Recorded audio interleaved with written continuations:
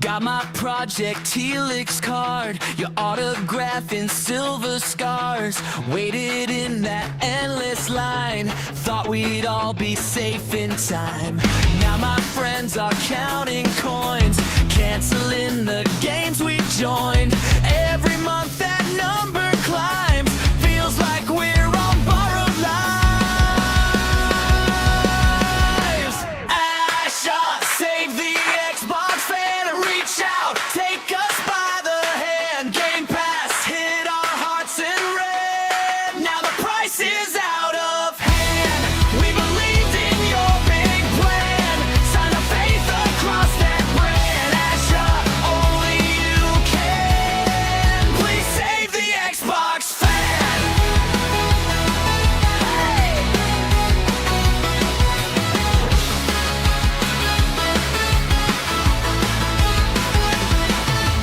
Living on those launch day dreams, backlog taller than it seems. Every trailer, every tease, still we're begging mercy please. Kitchen table, couple bills, choose between my thrills and meals. I just wanna boot it up, not give up my coffee cup. Asha, save the Xbox fan, reach out, take us by the hand. Game Pass hit our hearts in red, now the price is out of hand. We believed in your big plan, sign of faith across that brand. Asha, only you can, please save the Xbox fan. Hey!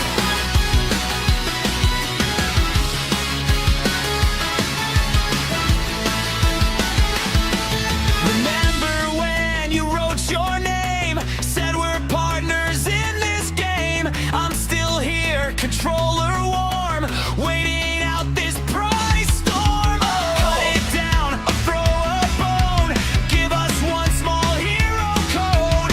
Call our bluff or call our home, tell us we're not playing alone.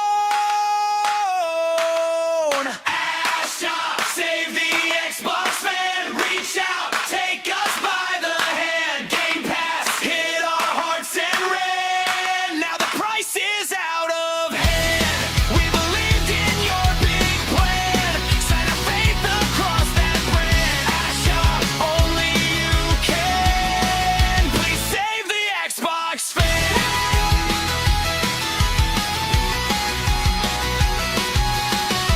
Asha, only you can, please save the Xbox fan. Green box, blue wave, guess I'm knocking on your face. Thought you'd never see a logo on that glossy white frame in your room. Now your squad's in the party all tango, different jerseys in the same chat room. We were talking all the talk last summer, now we run the Baylor crib, that's facts. You were laughing at a dry ass lunch, now you begging for the patch, relax. Xbox needs PlayStation so bad. Got 'em sliding in the DMs, that's mad. Crossing over just to get that bag. Now the Starship docked on a blue tag pad. Xbox needs PlayStation so bad. Whole fan war looking real sad. We all knew you double back, now we booting up the game on a dual sense pad. Green hat on with a blue scarf tucked, I'm a hybrid, mix my luck. I remember when you called it ours, now you praying that we link up. You were flexing all that day one, now the gate wide open, come on in, guess your favorite little space run shooter. Found a brand new galaxy to spin. Xbox needs PlayStation so bad. Got 'em sliding in the DM, that's mad. Crossing over just to get that bag. Now the Starship docked on a blue tag pad. Xbox needs PlayStation so bad. Whole fan war looking real sad. You can cap or do the math, if it sells right here, then you know that's that. Who you tryna fool with the tough talk? Every suit in the room saw the chart drop. Now they want a taste of the storefront. Same game, new gang at the door front. We just laughing in the party chat, mix it. Green check mark with a blue one, fix it. In the end, all the noise just adds, cause the headline reads, yeah, they need us bad, so bad. Xbox needs PlayStation, so bad, so bad. Got them sliding in the DMs, that's mad. Crossing over just to get that bag. Now the Starship dock on a blue tag pad. Xbox needs PlayStation, so bad.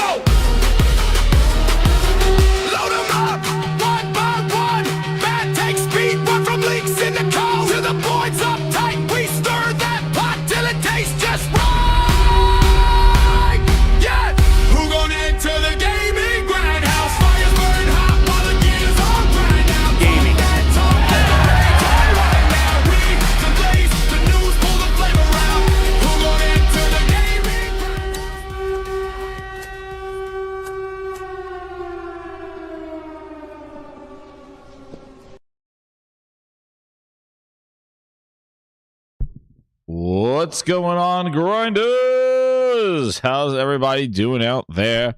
Oh baby, oh baby. Yes, this is the hype show. Let's go. This is the pre-hype show. That is right. We are we're going full on out predictions today. We're going wild. This is a hype show. So get your beers, get your drinks, get whatever you're drinking, get your milk, get your waters. We are going to cook today because we are going full ham on the state of play that is tomorrow. It is going to change everything. That's right. And we're going to talk about it today. We got 4 hot topics right here on the list, and then we'll add on whatever. But we're going to get to the first 2 pretty quick on there, just talking about the OLED ROG Ally X. They announced a new console today. Oh, man. And then we're going to get PlayStation accessories. The prices are out. The big news of the state of play predictions. And then the Xbox PlayStation logo fallout. Fans are angry. Asha is fallen from the graces. Madam Xbox is now Madam Jinx. They don't know what to do with her. It is going to be a glorious day. And you can see we're already 8 into the goal. If we hit that goal, I will tweet Asha live right here and wish her luck for the showcase and tell her no logos. Certified from the Gaming Grindhouse. So we are already 8 because we have wonderful 2 grinders right here. Glassdoor Gamer with the 2. He goes, exclusives are antiquated, but logos are sacred. I'll do a reverb.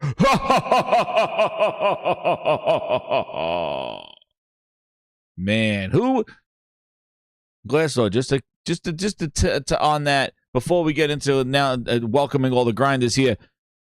Isn't it amazing how a logo could it just shakes the world? You know, it's insane that it's been logos and they see that logo now on their show and it's like, oh no, oh no.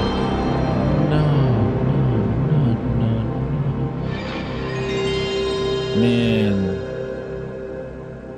listen, you're gonna have a whole live show this week. We're gonna do the state of play. We're gonna do the Jeff Keighley smuggling grapes, and we're gonna do the Xbox show live. And every time we see a PlayStation logo, you will hear this sound on the Xbox podcast. Oh man, on that showcase. Every time you see a PlayStation logo show up, we're playing that sound, grinders. The Grinds board will be lit. That's right. That's the kind of reaction shows you get here at the Gaming Grindhouse. We have a blast over here. And then we got Jay Ortiz. No, $2. He goes, exclusives are back, just not for Xbox. Oh, man. Oh, no! You guys are roasting them. Oh, man. Gaming. Oh, we got DJ Cat for Brizzle in the house. Sending me the DJ vibes. Said, turn it up. Oh, man, you want to turn it up? He says, turn it up. Thank you so much for Brizzle. I like that, DJ Cat. And that's a good reminder, grinders. If you are a VIP or an Ultimate Grinder, we did an amazing show over the weekend. I opened it up with my GJ set of real live music. I played some music when we went to the balcony. So if you are a VIP, go check that out. That is exclusive to the members of the channel because they are blocking me in 2 countries because of those hits. But I don't care because that was a thank you to you guys. And I'm going to do more DJ sessions for those that want it, for the VIPs and Ultimate Grinders, because they loved it. So if you are a member or you get gifted a member this evening or you want to pay $5, it's cheaper than Game Pass. You could be a VIP and get all the music that I play here, plus watch live DJ sessions. And I did almost a 2.5-hour show. I even turned on the camera. I went through the prints, some cool 3D prints, some cool stories. Dude, it's behind the scenes of the Gaming Grindhouse, and that's what the VIPs and Ultimate Grinders get. So just let you know, there we go. To get that show, we just did that. And thank you for Brizzle for the DJ set right there. But yes, that was an awesome DJ set. Gaming news and some of the stuff we talked about, they got a little preview of what we're going to get. So those are the perks that you get as a VIP. Cheaper than Game Pass. Better value than Game Pass, too. God damn it. I'd give a better service than Phil Spencer could ever do. Oh, man, Phil. Oh, no! We suck again! Yeah, I do a better subscription than you do, man. I'll tell you the way how it rolls. But anyway, thank you so much for Brizzle. Now we got shout out to everybody. Yeah, DJ Cat was there. That's right. McClarridge in the house. Dog Zone. We got Ivano in the house. What's up, Jez? You see Master of the Universe? No, I did not. But I'll tell you one, Ivano. Guess what? Go see Mortal Kombat 2. I'm definitely going to go see Masters of the Universe, though. But, man, Mortal Kombat 2 was awesome. Better than the first one. What's up, Curse Kane? How you doing? Sony don't shadow drop anything, Dog Zone says. Oh, man. Big Dig Rick having a house. How you doing, Mr. Tennis says. Big show tomorrow. You got it. Jez got my money and drink ready, Neil says. Oh, yeah, that's right. Frosty in the house. He says, I hope they show a new Twisted Metal game. Venom would make me happy, says Bender Strings. Hell yeah. That would make me happy. And like I said before, and we're going to say it again when we do our predictions, let me tell you something. Tomorrow, we're not going to be seated for the PlayStation State of Play. We're going to be standing. That's right. This is not a seated event. I'm going to be standing. It's a standing room only event tomorrow. Will nobody be seated? Seated is when you see other people's logos. We're going to be standing. That's right, because I'm not going to hurt my back jumping up and out of this chair every time they show something fire. I'm going to be standing. I don't want to be jumping up and down, hurt my back. That's why we're going to be standing tomorrow. Seated is for those that want to see other people's logos on their show. That's right. You go to McDonald's and you see Burger King logos on your goddamn Big Macs. Oh, that's the way Xbox rolls. Not here, not PlayStation. PlayStation goes, you come here. Go to Ramsey selling hamburgers or go to some Burger King over there at Xbox. That's it. You be seated for other people's logos. Not tomorrow. We're not seeing other people's logos. Better not. Infamous Remake says Big Dick Rock. How you in the house? Do you need that only on PlayStation? High on Life says we need that only on PlayStation. It's coming. It's coming. It's coming. Ryan in the house. How you doing, man? You guys are cooking today. That's right. Hit that like button. Subscribe. Major Claridge, member of 13 months as a VIP. He was there at the DJ extra VIP behind the scenes 3D print gaming news podcast gamer entertainment. Let's go. He says, oh man, Ivano, they are coming out with that Masters of the Universe game, that video game, the side-scrolling Masters of the Universe. That is coming out. Turn it up for 800 joules, baby. That's right, for Brizzle. He wants to turn it up. What do you want to turn up? Am I too low? I don't know what he wants. He wants something blasting? You want another song? I don't know, for Brizzle. I don't know. We got the Xbox Glaze song. The Xbox Glaze in full effect. That's right. It's going to be fully glazed, man. They are hurting. But what's crazy, they were so obsessed. Oh, hell, hold on. I got to make sure I hit my numbers. I got to make sure I hit the numbers. I don't want to forget the VIPs when you come in here and you up your numbers. Hold on. Let me get into my VIP button. I got to get this thing fixed. I need this over here so I can fix my buttons. All right. There we go. We're 257. There we go. We'll tweet Asha again, and I'm going to gift VIPs at 300 VIPs. So we'll keep that there. 257, I'll keep that box over there. So when the VIPs up and renew or get VIPs, I'll add them to the count so we get our 300, and then we tweet Asha twice, or we could tweet Asha only once, and then I'll throw out my members, all right, to give you that balcony experience. Oh, a 3D adventure game. I don't know. Oh, it added that text automatically. I know, he keeps saying turn it up. I'm like, I don't know what you want, man. I was like, everything's at max. We are at full max. I want to make sure I'm not blasting people's ears open with this kick-ass microphone, though. I want to make sure I'm not blasting everybody's ears open. All right. So, grinders, while people will focus on logos, let's get into the topics because we gotta cook today, man. The fire's been burning. While people will focus on logos and what Asha was doing and what everybody was doing, the Xbox Civil War, like I mentioned on the VIP show, it is a quadruple civil war right now that's going on right now in these Xbox streets. There's people that want exclusives, people that say Xbox Play Anywhere is good, people that want day one Game Pass games, people that don't want day one Game Pass games. It is an absolute quadruple civil war going on there. There's a north, south, east, and west. There's maybe even northeast. And know what's funny is that every single division of that north, south, east, and west of the Xbox Civil War have been created with every friggin' pivot that Microsoft has done in the last decade. So with every pivot, Microsoft created a new subset of Xbox fans. Now they're all fighting with each other. Hilarious. But the ones that are not fighting about each other, if this was last year, Lord oh Lordy, they would have been fully triple glazed over this thing right here. I can't believe this got announced and not one Xbox guy was excited. Seen the next Xbox hardware release, our Xbox Ally handheld. They announced a sequel to our Xbox ROG Ally handheld. Just a few months after it released in November, they have announced another R Xbox ROG Ally. R. It's an OLED 7.4-inch screen. The X20 bundle, but you got to buy it with the They Live glasses. And what I heard about these glasses, these AR glasses, is that what they do. So what these AR glasses do, I saw what they do, grinders. Tom Warren, he thinks he's hot shit. He got to pay for his stuff. This is what happens with the AR glass. You got to buy the AR bundle. Now, they haven't announced a price for this thing, but it's definitely probably $2,000. But this is another one, and guess what happens? You want to know what's wild? Hold on. The Xbox button lights up green. Gaming.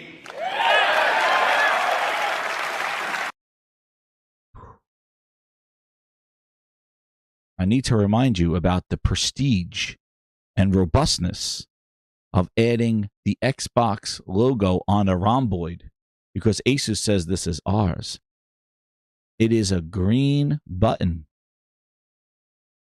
Oh, hold on. Gaming. Feels excited from retirement. Feels excited.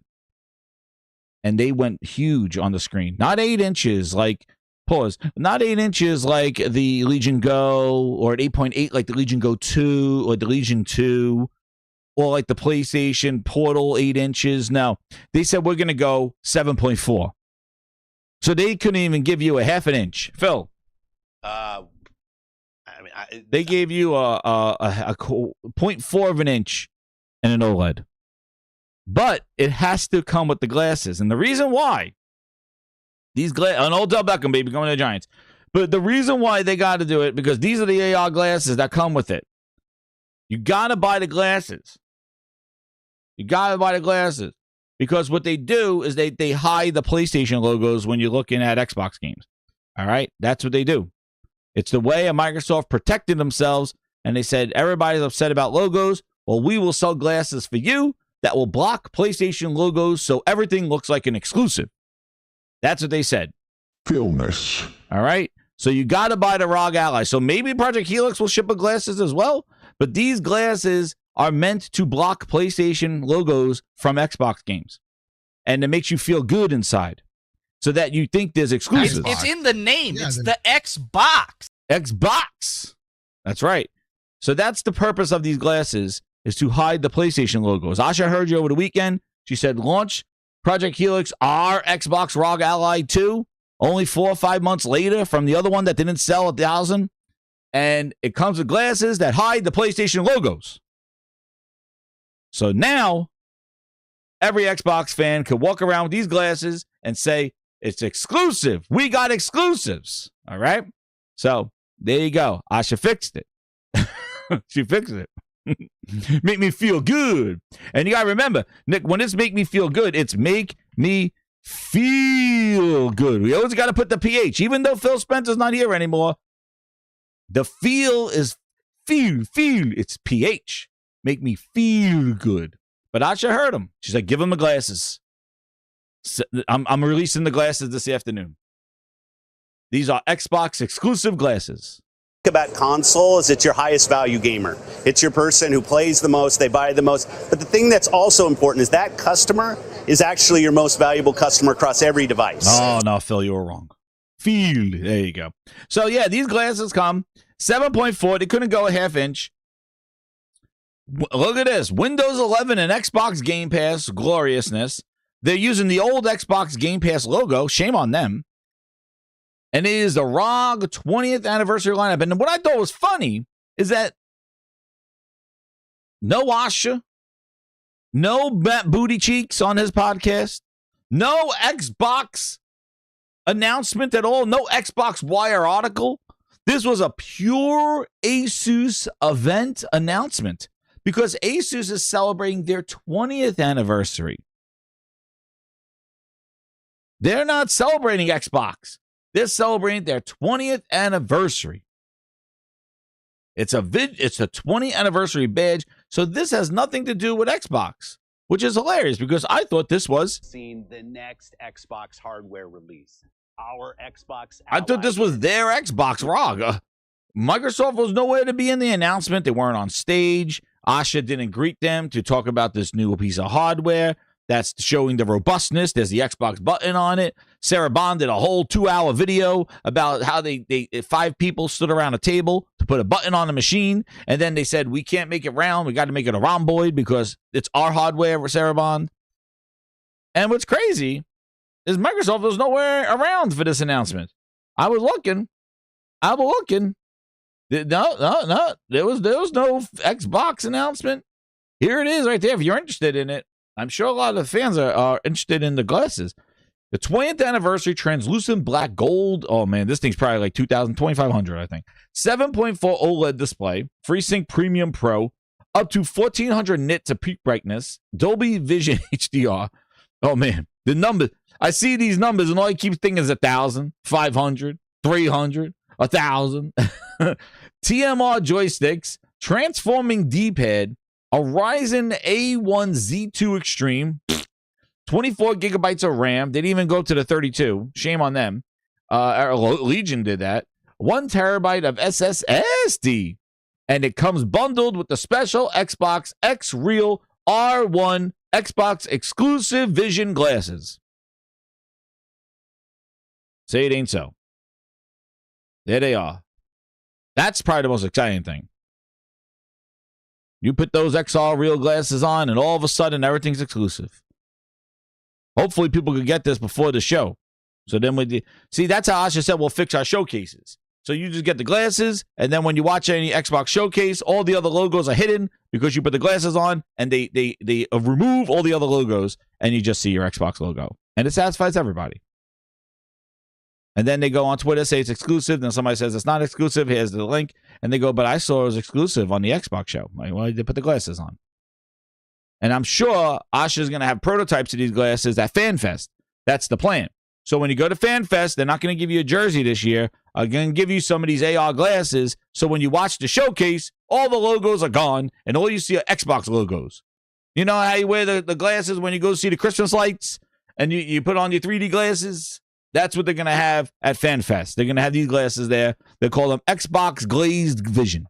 It's Xbox Glazed Vision, and it is exclusive. The Xbox Glaze Beautiful. And the Glaze and Xbox Discord to spread. She's like, sit here, everybody. Welcome to Xbox FanFest. Please grab one of your Xbox glasses as we start the showcase today. And then they're like, Asha, you did it. You removed all the logos. She's like, yeah, I did that. All right, please return your Xbox Glazed glasses into the bin when you exit FanFest. And there you go. And that's what's happening. Insider knowledge. I leaked it here. Shame on me. Boo-hoo. But anyway, there you go right there. You pay for the extra illusion. That's right, Silver Wolf. So, yeah, there you go with this stuff. And, yeah, what I thought was funny was that Xbox was nowhere to be announced. Yeah. Phil Spencer pulled this thing out of his ass last year. This year, nobody pulling this out of anything. It's as powerful as a ROG Ally X, but yeah.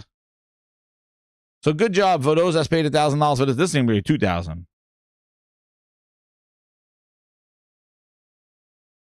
Yep. Anyway, but there you go. That was the ROG Ally. Anybody getting it? Yeah, go take a loan out. And scene. Now, things that you may be getting, because now we've finally got prices on stuff. Things that you may be getting. Now, hit that like button, grinders. Hit that like button. We finally got release dates. And now we know. Yo, listen. The fact that this came out today lets you know that tomorrow, dude, Rocky friggin' PlayStation Balboa is coming out there tomorrow. The fact that they announced this stuff today, got the hardware stuff out of the way, because what? We hardware and controllers and all that, the flight stick. Ain't nobody got time for that. They're going to be like, nah, we're going to cook tomorrow. Let's tell you this stuff today so that we don't have a segment talking about our stick and all that other stuff. The Flex Strike Fight Stick is coming out on August 6th. At $200. That's not bad for a wireless fight stick, because those fight sticks are about that much. I've tried them. But this is a wireless PlayStation official fight stick with the case. I think it comes with a case. $200, August 6th. The pre-orders are going to start. On June 12th. So I think they saw on June 12th. I'll click on the blog. Actually, right here. We'll go through it. But yeah, here we go. So this is what they said. So pre-orders start June 12th. Man, I'm good. 27-inch gaming monitor pre-orders begin on June 5th. So that's in a few days, the monitor. But there you go. That control, that arcade stick looks friggin' awesome. And that's going to be ready for Marvel Token. Another banger that's coming out this year. Console exclusive. Uh-oh. I said the nasty words. Console exclusive. Oh, man. I'm going to have to do that tomorrow. World premiere. Only on PlayStation. Exclusive. August 6th. So it is going to come out there. Dude, it includes the sling carry case, built-in rechargeable battery, and bring your fight stick to a tournament. There you go. There it is. The Flex Strike wireless fight stick is PlayStation's fresh new take on the classic arcade controller. It's really tailored to the fight game dynamics. It's adopting that mentality of having a classic control scheme, but for a new age.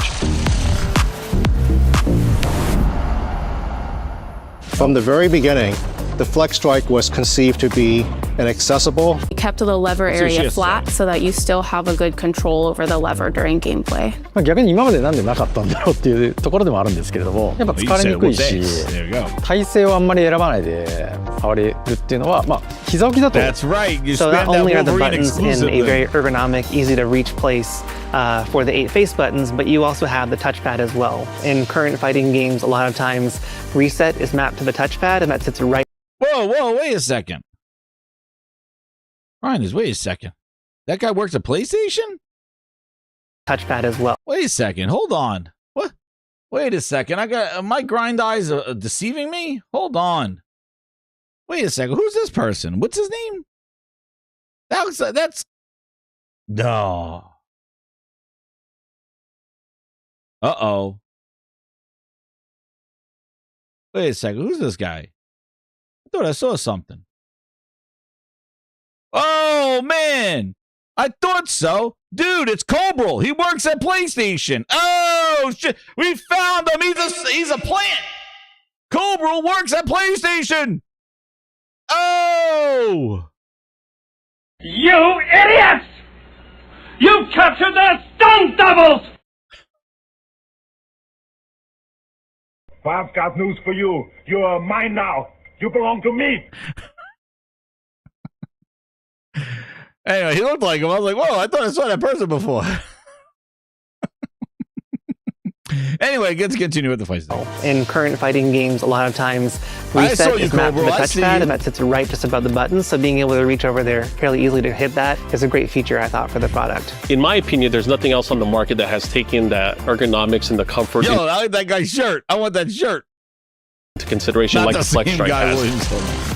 The lever's ball top was a surprisingly difficult aspect of the product to design and manufacture. Yeah, I think we saw this. Anyway, thanks, guys. The controller comes out on August 6th. Look at that. Look at that backpack. Oh, man. You have the backpack there. And then the 27 game. Guys are crying. Yo, I know I saw it. I was like, whoa. It's the stunt double. So now the 27-inch gaming monitor comes with the DualSense charging hook and launches in Japan and US August 27th. It's a 27-inch QHD IPS display for 1440p with VRR supporting 120 hertz of PS5 and PS5 Pro, up to a 240 hertz on compatible PC or Mac. Whoa, look at that. It holds your controller. Nice. That is going to be $350. And then those speakers. Remember those crazy speakers that were wireless when you hook them up? And then you put them. These are coming out. These gaming speakers are coming out. And I don't think they said,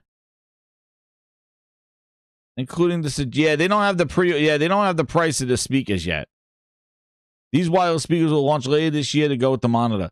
But what's so funny about that monitor and stuff like that is that they showed like people will go crazy because they showed Yote on it and they said only on PlayStation.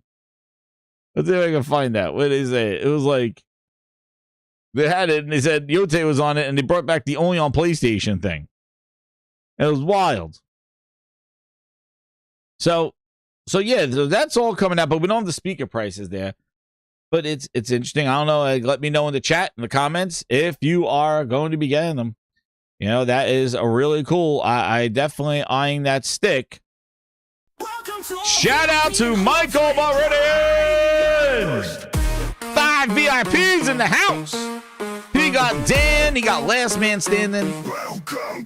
He got Cybernuts. DOA got one. Congratulations, DOA. Let's go. And Venge Full Devil. Now I'm in my 5's here. 262. Nice. Thank you so much. I know. I want the speakers too because they'll be pretty cool here because they're like wireless. So what's cool about the speakers that I wanted the speakers were cool is that the speakers charge on the dock near your computer or wherever your monitor is. And then you actually could take the speakers away and they're Bluetooth.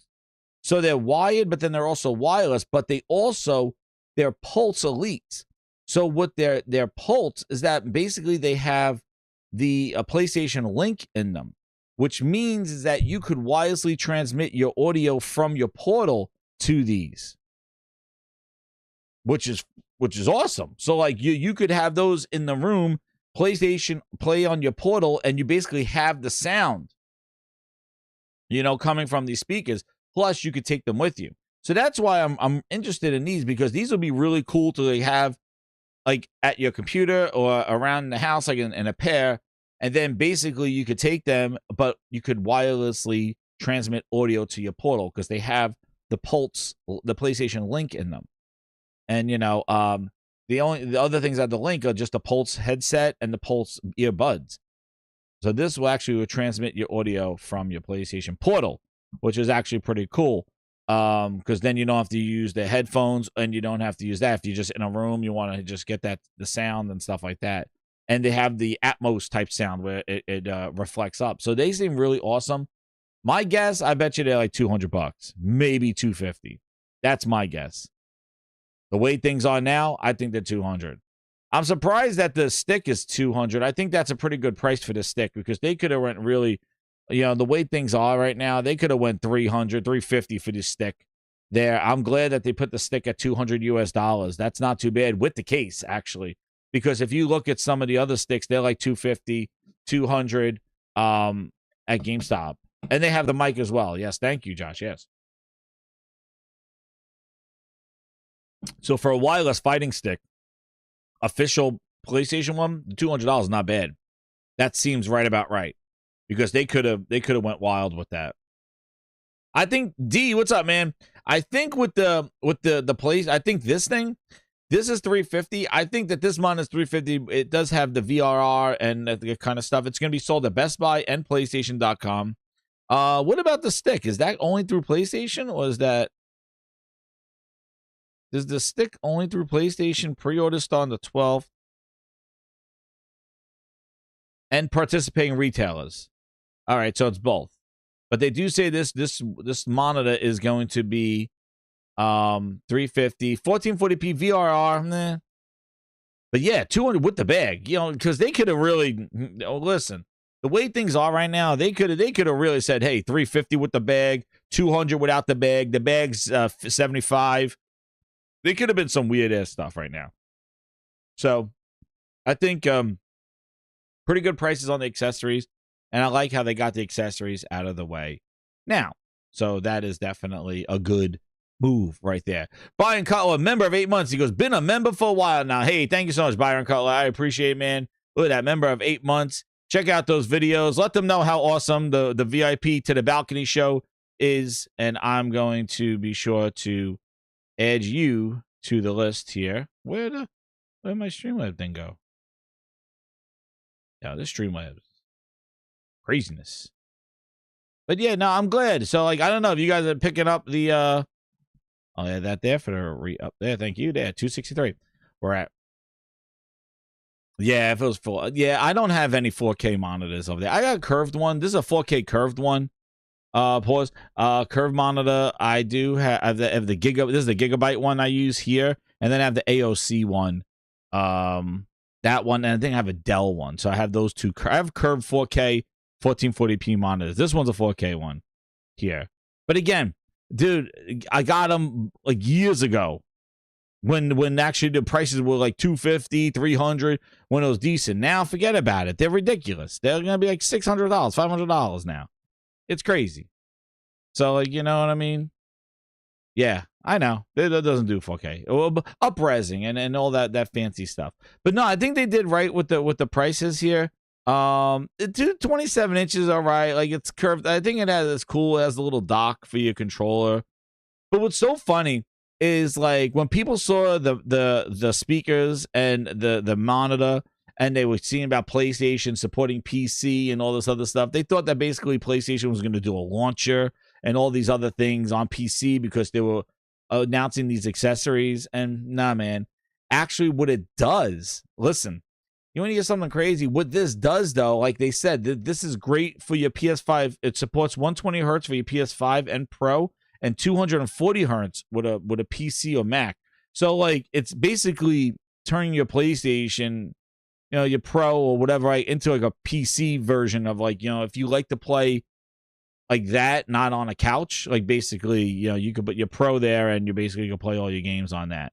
But no, man, it's just that what PlayStation seems to be doing now, and maybe this stuff was already in the works when they thought they were doing this PC kind of venture thing, but it definitely seems that these things they're reminding you, because this is not, look how they lead it where it supports what it supports on the PlayStation 5 Pro. Like, they're saying you hook up this monitor to your PlayStation, and then you could also hook it up to a PC or Mac.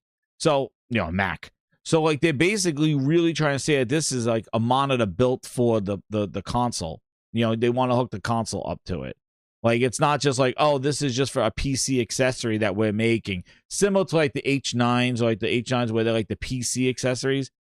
They're basically going as a monitor for your PlayStation, supporting all the features of it as well. So, it is what it is, but we know that, you know, they're adventure, and they're still doing multiplayer games on PlayStation, on PC. So, it is what it is. But again, you know, it is what they've done. I remember they did this last gen. They've always do like a monitor, like a PC monitor or some sort of gaming monitor. Didn't they do one last in PS4? Didn't they do like a PlayStation 4 one? I think they did like last gen. What was it? A PS4 gaming monitor. What was it called? By PlayStation.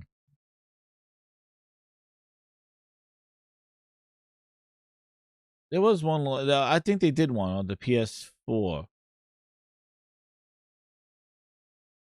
was it PlayStation TV or something like that? It was like a PlayStation gaming monitor or something like that. Yeah, it keeps pulling up this recent one. But they didn't. I think they did something like that. PS3 had a gaming TV. Maybe the PS3 then. I don't know. One of them did. Official PlayStation TV or something like that. Yeah. That's what I hate about like trying to find something, like when they announce something like this. Whenever you click on Google and stuff, it's always this recency bias. Like everything pulls up current, like this TV. Like you got to go specifically with dates and stuff like that to look in the past. Like it always brings like the most relevant like information. Like it is annoying when you want to find like the history of it and stuff like that. But anyway, yeah, those are the accessories that got announced today. With some of them have official prices of them. Finally, the controller got announced with the price, because they showed it last year, but it didn't have the price on it. So now we come to the fun part, where we're gonna go full on. Here we go. Let's see here. So tomorrow is the state of play. So this is the big week that we got coming up, right, Grinder? So we're gonna be live doing this. So we got the PlayStation State of Play on June 2nd. We have the Summer Games Fest Smuggle and Grapes Jeff Keighley show on June 5th. And then on Sunday is the Xbox Game Showcase June 7th. Nintendo may do a Summer Direct or something like that there. So I'll be streaming all three of those. I don't know about the Nintendo one, but I'll be streaming all those. So you definitely want to come back here to Gaming Grindhouse.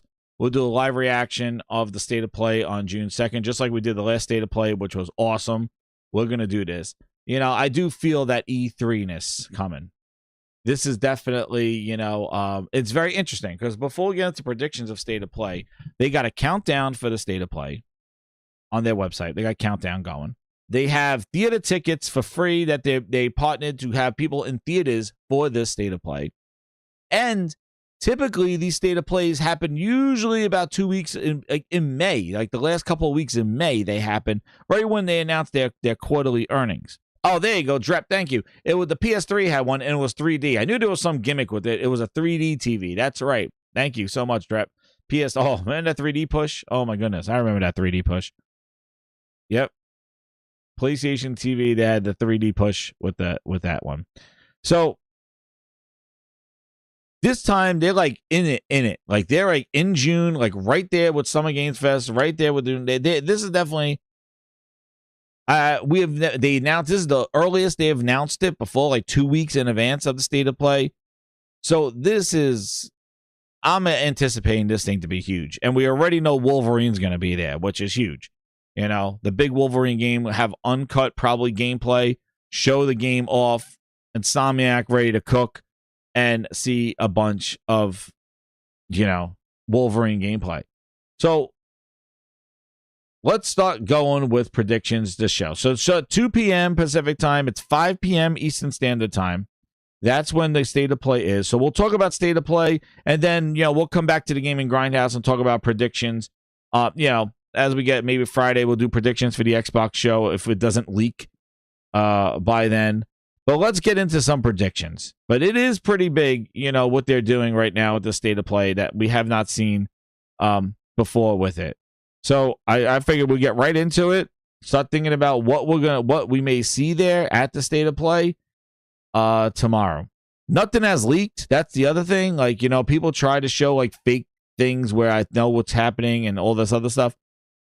And nothing is leaked. All we know is what they've told us.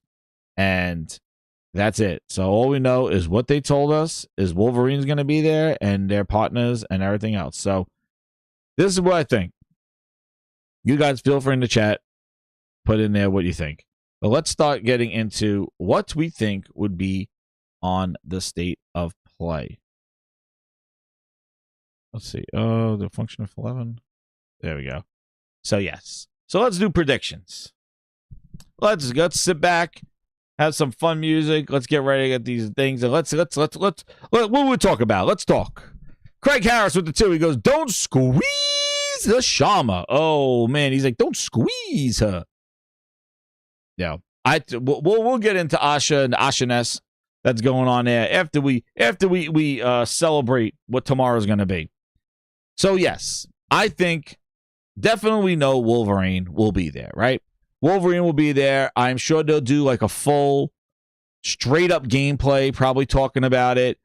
They just show the game, like they probably just boot it up and go Wolverine. He starts a mission, cutscene, right into a mission, show the dynamic of the fight, because that's what they do. Sony just lets the gameplay do the talking. They're not talking to devs with TVs in the background of Wolverine and what are you going to do with Wolverine? No, they'll just show the game and then him running around and fighting and the dynamic stuff. So definitely we know we're going to get Wolverine gameplay. And but before we move on from what we do, let me ask you grinders a question. And I'll read some of your predictions. Do you think, well, also, first off, one question. Do you think there's any type of, what would you think, like a new type of gameplay, like something extra? Like we've seen the cutscene, we've seen kind of the sizzle reel of Wolverine. What do you think? Do you think it's full open world?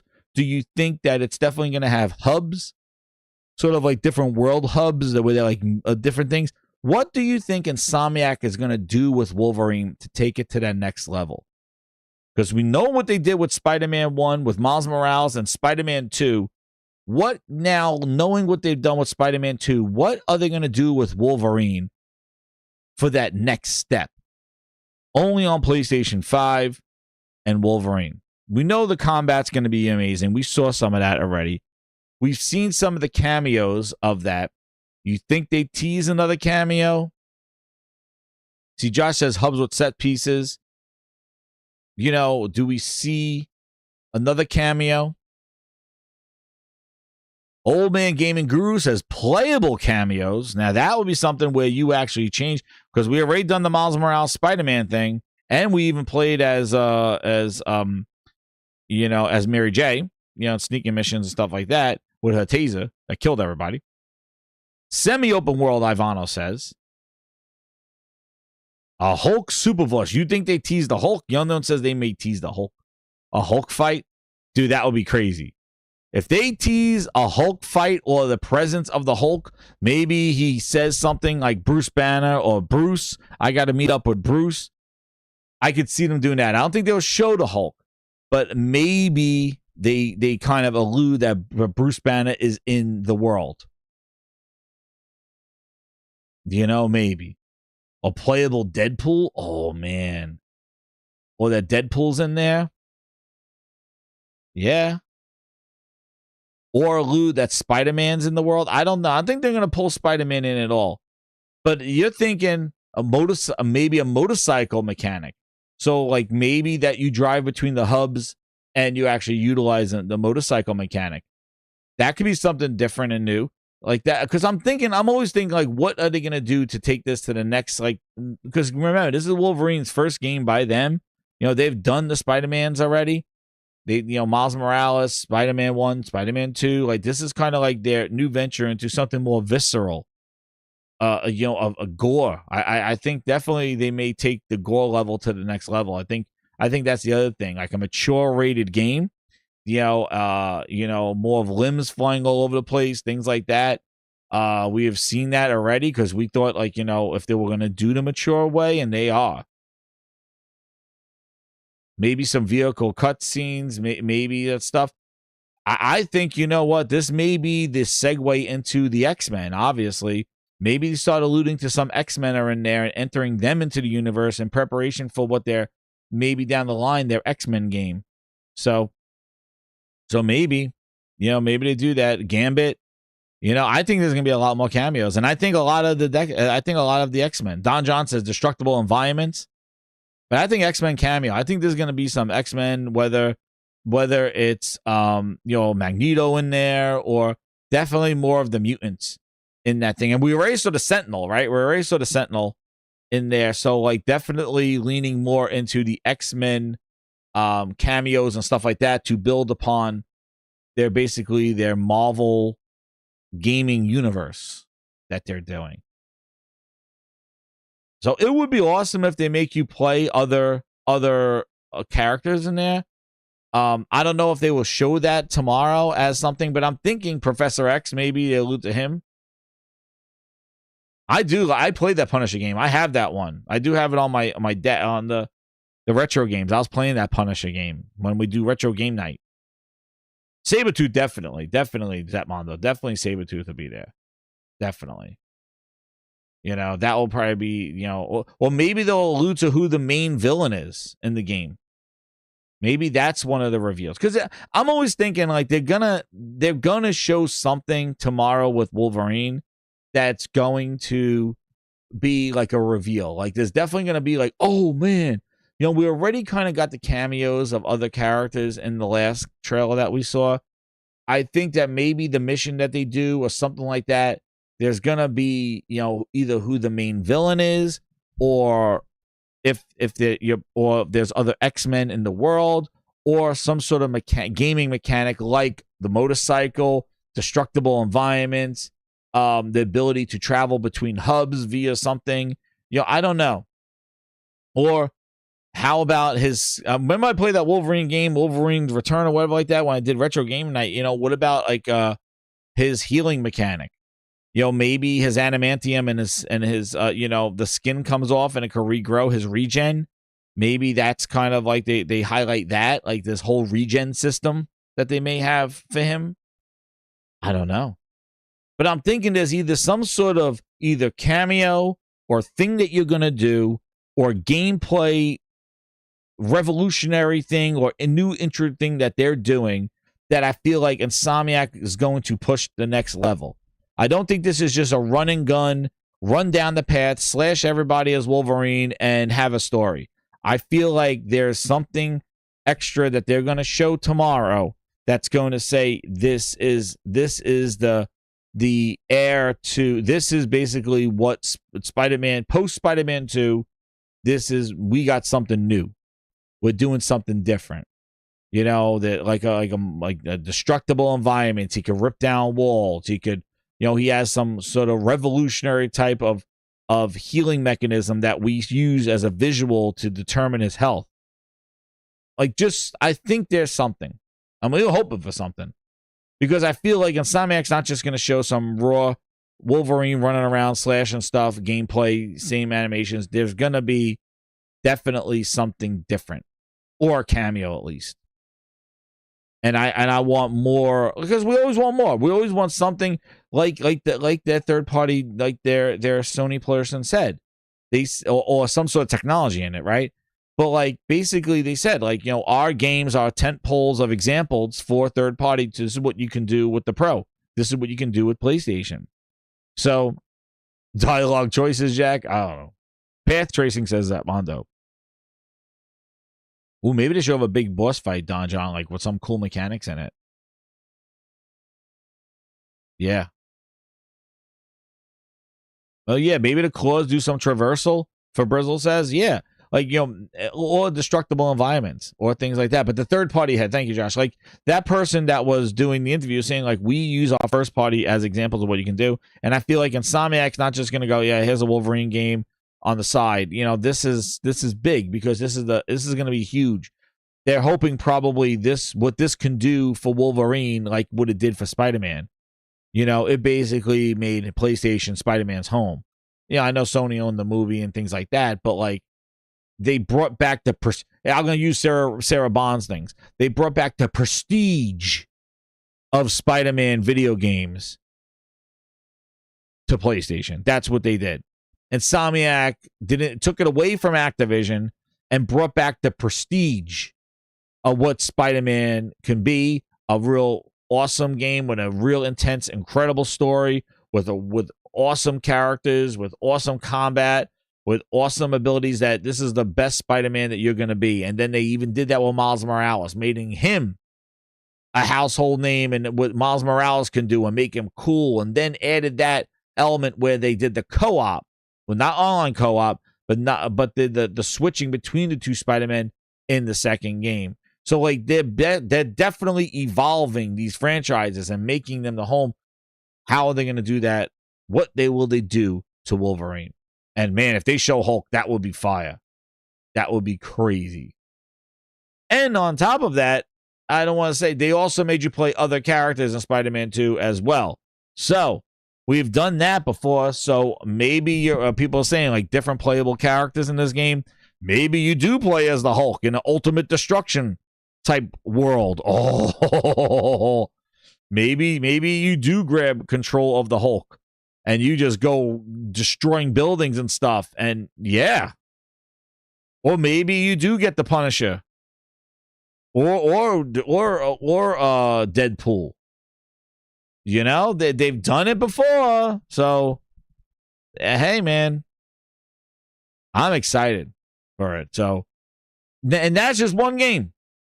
Granted, that's just one game that we know is going to be there tomorrow and cook. That should be all the state of play, right? Nope, we got over an hour. So what else will be there at this state of play? I see people saying my favorite name right now. We are Venom. Yo. I'm jumping. Now I'm going to knock over something if they show Venom game.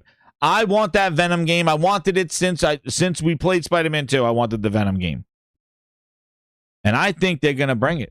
I think Venom. I think because Insomniac announced 2 games last time. They did Spider-Man 2 and they show Ratchet and Clank and they show Ratchet and Clank and they had Wolverine. So Insomniac was able to juggle 3 of them at the PlayStation launch. Miles Morales, then they showed Ratchet and Clank, then they did Spider-Man 2, and then they teased Wolverine. So, I think Insomniac has been quiet since Spider-Man 2. We didn't get any Spider-Man 2 DLC because I think they went full in on Wolverine and maybe something else. And I hope it's that Venom game. Or maybe they surprise us with some tease of the X-Men game. Or a tease of Spider-Man 3. Because you got to think about it. Listen, this is Avengers year, right? Marvel's coming back in the movie thing. Wolverine. You got Spider-Man Into the Spider-Verse. You got the Spider-Man movie coming out this year. Listen, it's time. So, like, the entertainment market is matching what the video game market should be doing. And what they're doing is that, they got these Marvel game movies and stuff coming back. Venom with a tease of Spider-Man 3. Who knows? Who knows? But, like, Oh, shit. Baby Steps 2. Oh, no. No. I have not played that game at all. Ever since... Ain't nobody got time for that. Ain't nobody got time for that. You made me play that game. I have not played that game since. I tried it one more time after Baby Steps. After that stream, and I was like, ain't nobody got time for that. No. Oh, Baby Steps 2. Venom June the next year. Ooh. But I'm hoping they do a Venom. Man, I really do. And you got to think, you got Spider-Man movie. You got Avengers in there. It's time. So I think, Insomniac will have a couple of announcements. That's a prediction. No, Michael. We want Venom to be a PS5 title. We don't want to hear the words PS6. This is the PS. Know what this show is? I'm going to tell you right now. Get ready. This show tomorrow, the State of Play, I'm going to rename it to the State of PS5 Pro. That's what this show is going to be tomorrow. This show tomorrow, the State of Play, is renamed here at the Gaming Grindhouse to the State of the PS5 Pro, because that's what this show is about.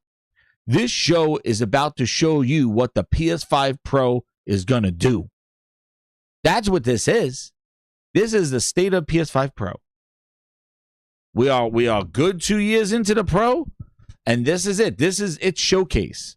This is where they take the most incredible looking games and they say, and at 60 frames with ray tracing, cook on PS5 Pro. Running on PS5 Pro. Running on PS5 Pro. Running on PS5 Pro.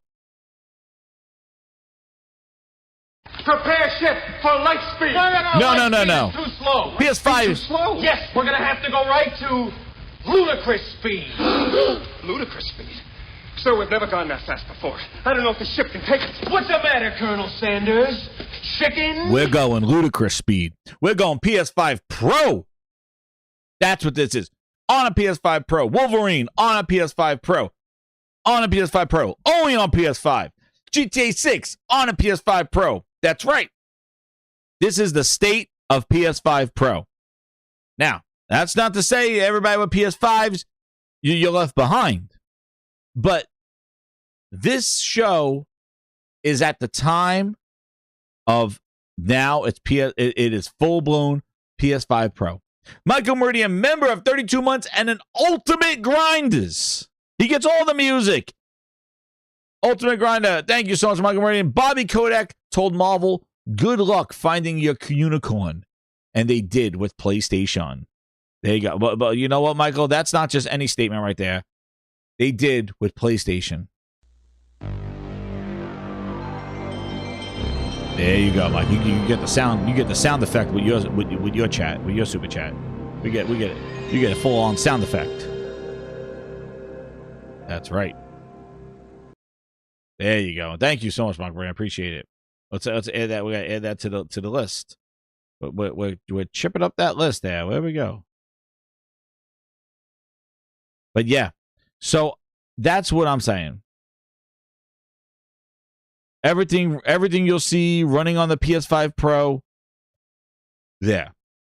Now, once we leave Insomniac, the grinders have been screaming about other games. Let's hear them. Nassim says Intergalactic may not even release. Intergalactic, I think, will be there. I think we will see what Intergalactic is. I think Naughty Dog, shame on that dog, bad doggy. I think Naughty Dog has to show up tomorrow. That's my thing. We know Insomniac is going to show up. I think Neil Druckmann has to get out of the movie studios. I think Neil Druckmann needs to get out of the thing. We know the game. Like, I don't think that Naughty Dog stays quiet and Corey Balrog gets a full show. No. No, I think it's time for Naughty Dog to show what they're cooking. It's time. I think so. I think they need to have something. They need to have some presence or something. I think they got to. I do think we see Corey Balrog's game as well, but first, before we move on to that, I think that Naughty Dog needs to be there.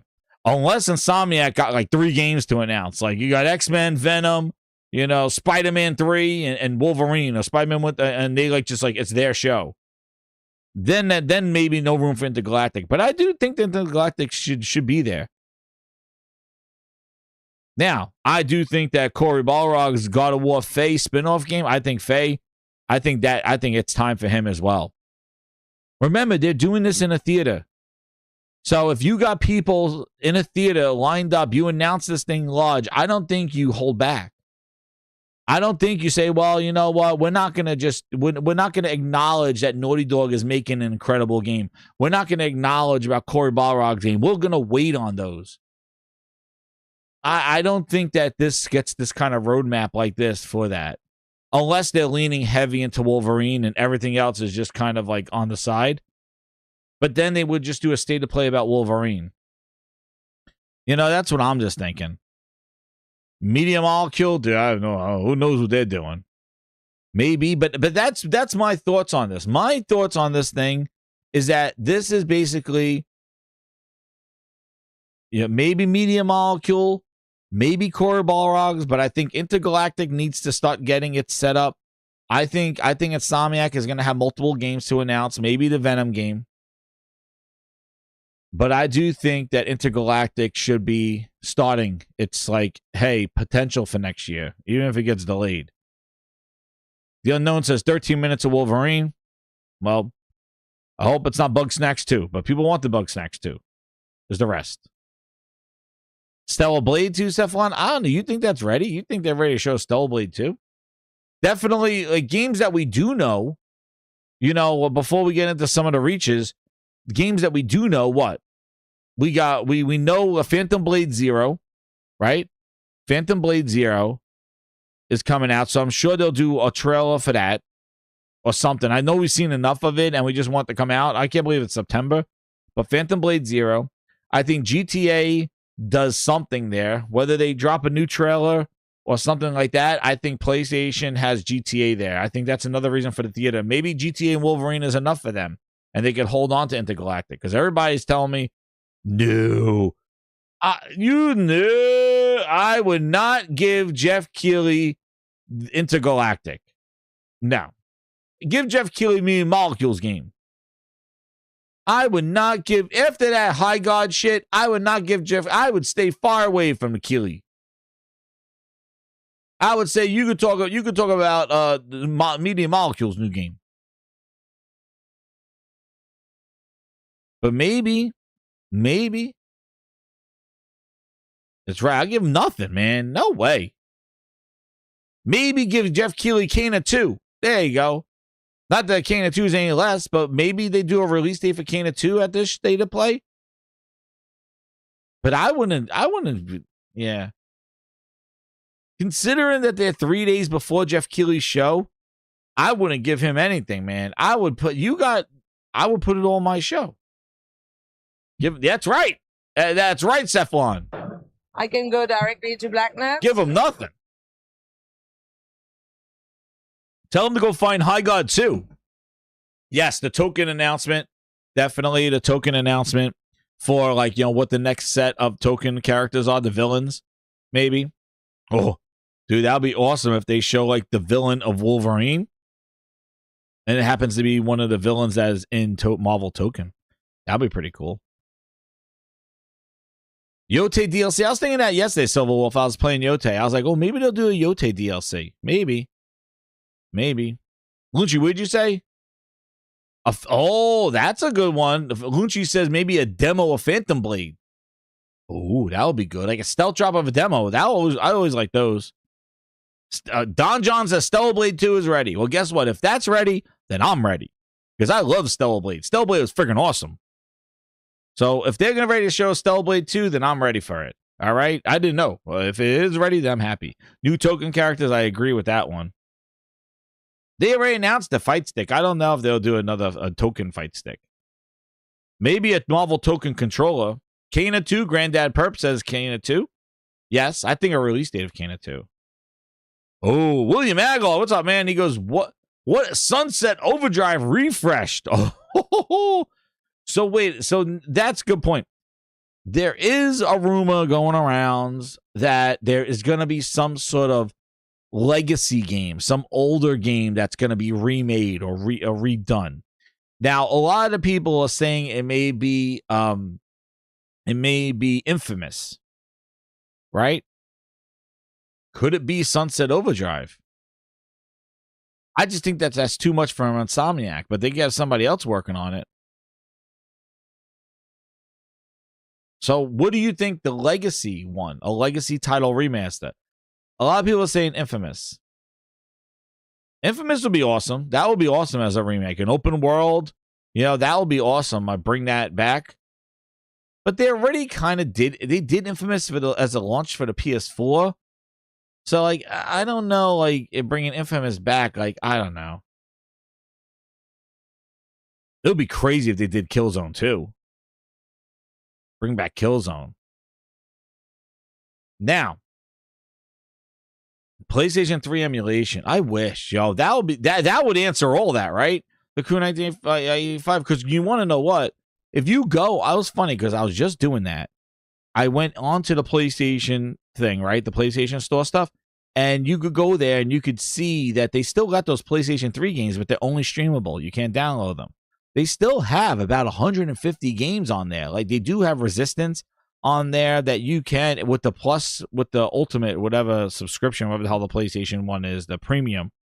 You could stream those PlayStation 3 games, but it would be really cool if they did that. But I don't know. I think that's something for PS6 if they ever going to do that thing.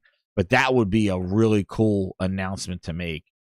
To just say, hey, those PlayStation 3 games that are on your subscription, you could download them now. But I think that they're beyond that now. I think it's too, they probably find more money in remaking them now on those things. Byron's a Sly Koopa. Motorstorm, Cephalon, that's a good one. Siphon Filter, well, they already put the Siphon Filters in the classics. And and that's the other thing too. Like in those classic games, they really slowed down on those. It's like one every other month. Like they just did what was on the cop shooting, the Lethal Enforcer, whatever it was. They just did that one, but they're doing like just one classic game, dude. They really slowed that down. So like I don't know. Maybe they realize that people don't want to play those classic games on their PlayStation. Even their native. But they slow that thing down. There's a decent library there, but it's slow. And I don't think they even selling them for those that are not in PlayStation. Like they haven't sold. I don't think they sold well. People don't want to play old games. It's so funny. It's like, yeah, it's nostalgia. Time Crisis. Thank you. That's what it was. Time Crisis? Time Crisis would be cool. Like they already did that. We already did those. That's what I thought, man. Glass Door with the 2. Sony Bend, I thought with the Siphon Filters coming back, I thought they were making something in Siphon Filter. And then there was some sort of alluding to Siphon Filter in Days Gone, which was their game that they made. So maybe a Siphon Filter rather than an Infamous, maybe a Siphon Filter from Studio or Sony Bend. Because they did say when they canceled their game that they were making something else. So we will see. Yo, what's up, Thrifty? 37 months. Keep killing the jazz. Hey, thank you so much, Thrifty. I'll add you to the thing. Shout out Thrifty. Go check out his shows on Wednesday nights. Sometimes I make grindhouse calls on that. But yeah. Yeah, it was like Lethal Enforcers, it was. Something like that they just did. Mag 2. Oh, shit. 500 versus 500. Albania says. Dark Cloud? Those are on there. Those Dark Clouds are on there. I never really played them, but I've seen them on there. Oh my god. Yo, SSX. Yo, I played those. I got that retro console thing. I played the SSX. All those old games I played on my streams. The SSX and stuff like that. Thrifty says, wild prediction that Ace Combat 8 will announce a VR mode for PS. Yo, that's a good. Thrifty brought up a good point there. Any VR2 announcements, Grinders? I'm going to throw that out there for you. Any VR2. Now remember, the VR2 is the only piece of hardware that's on sale now in the days of play. So it would make sense if they announced some sort of VR games, knowing that the VR2 is on sale. Because it is part of the days of play, which is the promotion right now, and it's the only hardware that's on sale. So maybe Maybe they get a big VR game, some sort of VR announcement. Maybe. I don't know. Maybe they get Half-Life Elix on there. I don't know. They got the Flight Simulator VR mode. Maybe they do VR mode for Ace Combat. Thrifty, that's a good announcement right there, because that game's out already. Ace Combat 8, or when Ace Combat 8, and then let's do the VR mode for it upon release. Oh, when Ace Combat 8 comes out, like a VR mode on it when it comes out. Willie Maglaw says Shenmue 3 enhanced and then Shenmue 4 announced. Shenmue 3. I don't know. I remember when people were crying when that Shenmue guy came out, man, on the PlayStation stage. GTA 6 with a VR mode? I think we do see GTA 6 gameplay on Pro. I think that's I think for theater worthy, for announcement worthy, you will see something GTA 6 gameplay and Wolverine. The rest of it, like I said, it's icing and cherries on the cake. But I really think it's time to show Intergalactic. I think it'll be awesome if Insomniac announces another game. And you're going to make me read that now. Well, he is a VIP member for 39 months. And I guess I'll have to read it. Out of respect for you and supporting the channel, Donnell Brown, even though I disagree entirely. And I really don't want to say these words. But since you are a member for 39 months of VIP Grinder, Donnell, I will say it. I don't believe it, but I will say it. And he says, for him, go San Antonio Spurs. Pass is fucking raw! Shit! No! Raw! Raw chicken! I read it. Raw. Fucking raw. They look raw! Raw, Carol! Fucking raw! Raw! Fuck off. And by the way, it's raw. It's raw. Go Knicks! Let's go Knicks! Oh, man, Don John says go Spurs go. Oh, man. We have our own Grindhouse Civil War in here. Oh, no. A Grindhouse split. Oh, Jack says go Spurs. Oh. Where's Isu? Get Isu in here. I need some Knicks fans. There you go. Corey says let's go Knicks. Oh, man, that's it. That's it. I got to see this. We have our own Grindhouse Civil War in here. So I'm going to say, let's say NBA. And I'm going to put it, let's see. We're going to do this. Sports.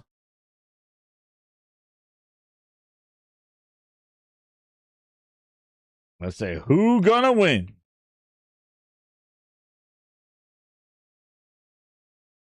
There you go. I want to see a Grindhouse divided here. There we go. Nothing to do with gaming, but there we go. Oh, man, Ivano says go Lakers. Yeah, I'm doing a poll right now. I want to see Grindhouse divided. We're doing it. Knicks and Spurs. Let's see. Let it cook. Let's see. So keep it out of the chat. We'll just put it in the chat. South Texas in the Grindhouse. Oh, hey, man. Hey, Texas. Hey, I know.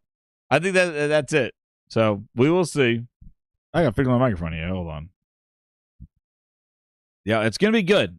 Hey, man, let it be fun. I you know, the Knicks have been sweeping everybody, so we'll see. You know, I thought that they got rusty when they were going against the hello? There we go. Yeah, when they were going against you know, the oh, that happened so fast. I forgot who they played the last round.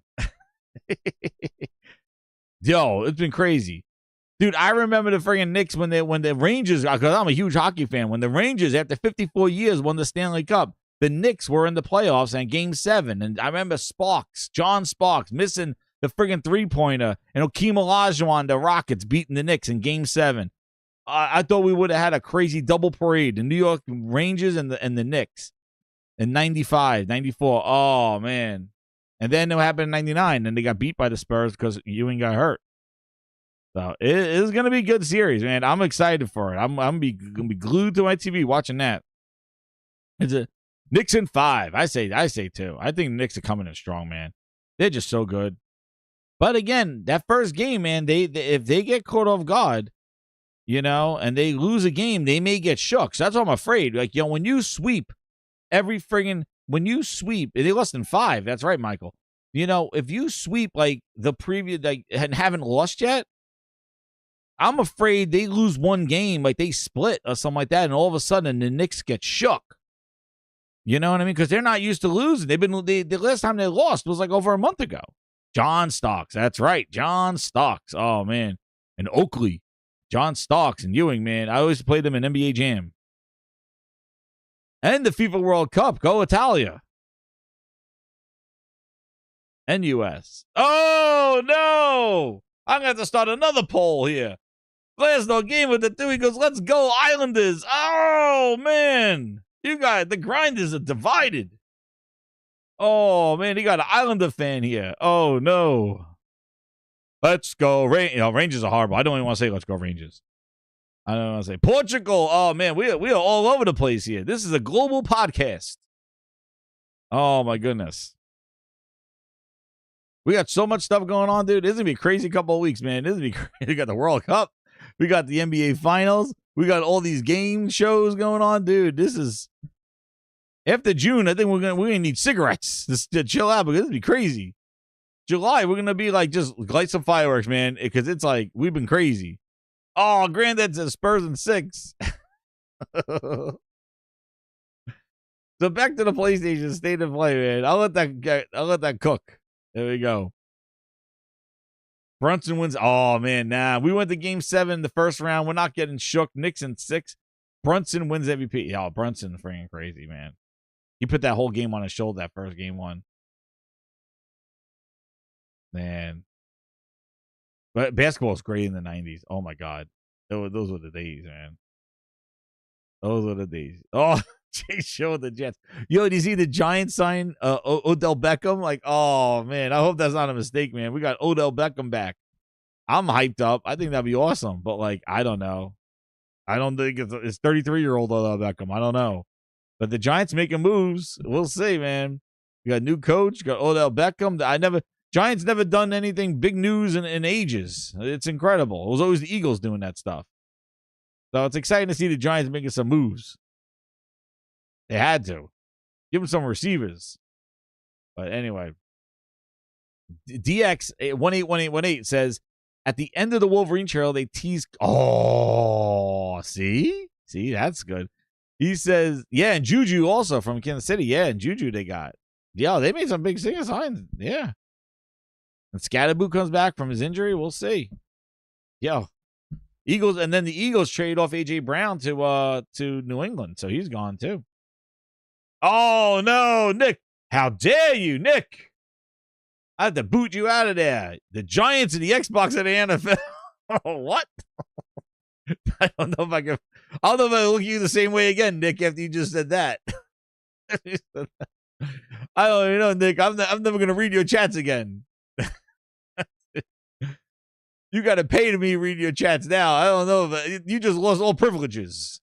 What is that? You're a mod? I have to take that away. How dare you call my... They weren't good, but they're not no Xbox in the NFL. Oh, no. I have to take away those privileges. Make you earn those stripes again. We need somebody to mod the modders. Oh, man. William Agrawal with his state of play bingo cards. Wolverine. Oh, there it is. Breaking. That was what I wanted to talk about. Oh, man. They're going to try to... Ain't nobody got time for that. Oh, man. They're trying to get us with Break-In, dude. They're going to try to rename Fair Games to Break-In to fool us. Some PlayStation-ness. They're trying to do some PlayStation-ness. They're like, oh, no, it's not called Fair Games anymore. It's called Break-In. Ain't nobody got time for that. Yo, we got to say it. You might have to ban him, Michael. I know. We're going to have some mod-on-mod action right now. We're going to have a mod civil war here. Whoever mods out the other mod. Yo, that's some craziness. Nick might be drinking too much tonight. To say that blasphemy. Take my favorite team and just it turns out, oh no. We got mod-on-mod action. Pause. But they're gonna try to, yo. Oh man, Jack says we'll see a break-in trail tomorrow. Get ready, yo. We'll see. I'd probably be seated for that one. Give that to Jeff Keighley. That's right, unknown. Give that to Jeff Keighley. That's what I would give to Jeff Keighley. Fair games and turn into break-in. Oh, it's called break-in now. They're like, oh, they're gonna trick us. William Agarwal continues. He says, Fall Loop looked pretty good. They already showed that already. Oh man, Hunter's Gathering. Oh man. Oh no. Ain't nobody got time for that. Herman's gonna make sure that we see the Hunter Gatherers thing. Maybe an open beta for that, so I can play it and realize if it's good or not. Kena 2, Marvel Token, Sly Cooper. He's saying 5. Uncharted 5. Whoa. DMC 1 remake, God of War 28 remaster. What? They're gonna remaster 2018? I don't want to remaster that. I don't know if I want that. Wipeout. Oh, that would be cool. That should be in VR because they had that in VR on the PS4. Wipeout. Rayman Legends remake Sorrows DLC. Oh, I think it's too early for Sorrows DLC, but maybe co-op coming to Sorrows. Maybe in the future. Resident Evil 9 DLC. I see that, or probably Resident Evil 9 VR. There you go. Somebody wanted a VR announcement. Maybe Resident Evil 9 gets VR mode because all the Resident Evils had them. Resident Evil 8, Resident Evil 7, Resident Evil 9 gets VR mode in and that actually that'd be pretty wild if you play in because you can play first person anyway, but like play first person. Oh man, goes between the two different gameplay, the two different characters in VR mode. That would be pretty awesome. But I think VR mode gets announced for Resident Evil 9. There's a prediction right there. The Order 1888. Oh man, that's a reach right there. I wish that would be cool. Bloodborne remaster will break the internet. That will break the internet. Sports in Phil Spencer's voice. Do I see? Oh, no, I'm not going to see any game in the World Cup. I'll be just watching that. I don't know. I don't want Uncharted remakes, man. No, I want a new Uncharted. Hit that like button with 15 away. Neil's keeping count. Yeah, I want a new Uncharted. I don't want a remake of Uncharted 1. Infamous, maybe. The Order would be awesome. It would be awesome. Like, Infamous, maybe, I would say. But, like, I don't know. I don't know. Like, I would like to see Killzone 2 redone. If they're going to do something like that, because that game looked incredible. I can't imagine on the PS5 like what that kind of game will look like. But I don't think they're going to go back to that stuff. We'll see. Maybe some of Sly Cooper they'll do. Oh, my lights went out. Glassdoor with the 5. He goes, Montreal devs making fun games. Let them cook. Hope Break-In is some success without the grifty Jade Raymond. Hopefully they just aim for fun versus fads. I agree. If it's like but the one problem Glassdoor they're gonna have is they gotta show why it's different than what was the bank robbing game? I keep forgetting it. They did a third one, nobody cared. You'll remember everybody. What was that? Payday. They can't be. Oh, this is just Payday. Like there's got to be something. Me too. I just want to see bangers, but we'll see. We'll give Break-In if they rename it. It's not Fair Games, but they gotta show like, hey, it's not just break in a bank and steal, steal stuff. It can't be because as soon as they do that, people just like they did with Concord, they'll say, oh, it's like Overwatch, and then you already got the connotations there. If they just go, oh, this is just PlayStation's version of Payday. Payday 3 was horrible. Payday 2 was not bad. It was an interesting concept. I like Payday. Payday 3 was horrible. But something that's already out there already. They gotta differentiate. And that was the problem what Concord needed to differentiate and do. So we will see. And Sony's success story with their service games, Marathon and all those other ones, I don't know. Break-In, get out. Yeah, I don't know. Oh, Detroit Become Human 2 would be awesome. That would be awesome. And I think Media Molecule, like people say Little Big Planet, another one. I'm always down with Media Molecule. I love Dreams. I thought Dreams was just a game that basically Dreams to me was like basically PlayStation's Game Pass.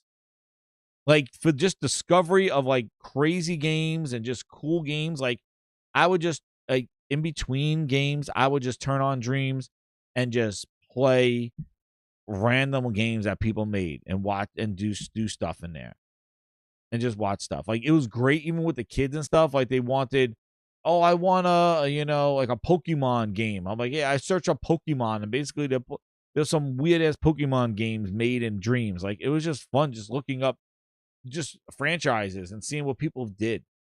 Like it was basically like their version of indie, like the PlayStation indies. That's how I looked at Dreams. Like whenever it was like, oh, look at these indies and stuff, I would just jump into Dreams and be like, yeah, there's all tons of stuff in there. Dreams was great. Dreams was so cool.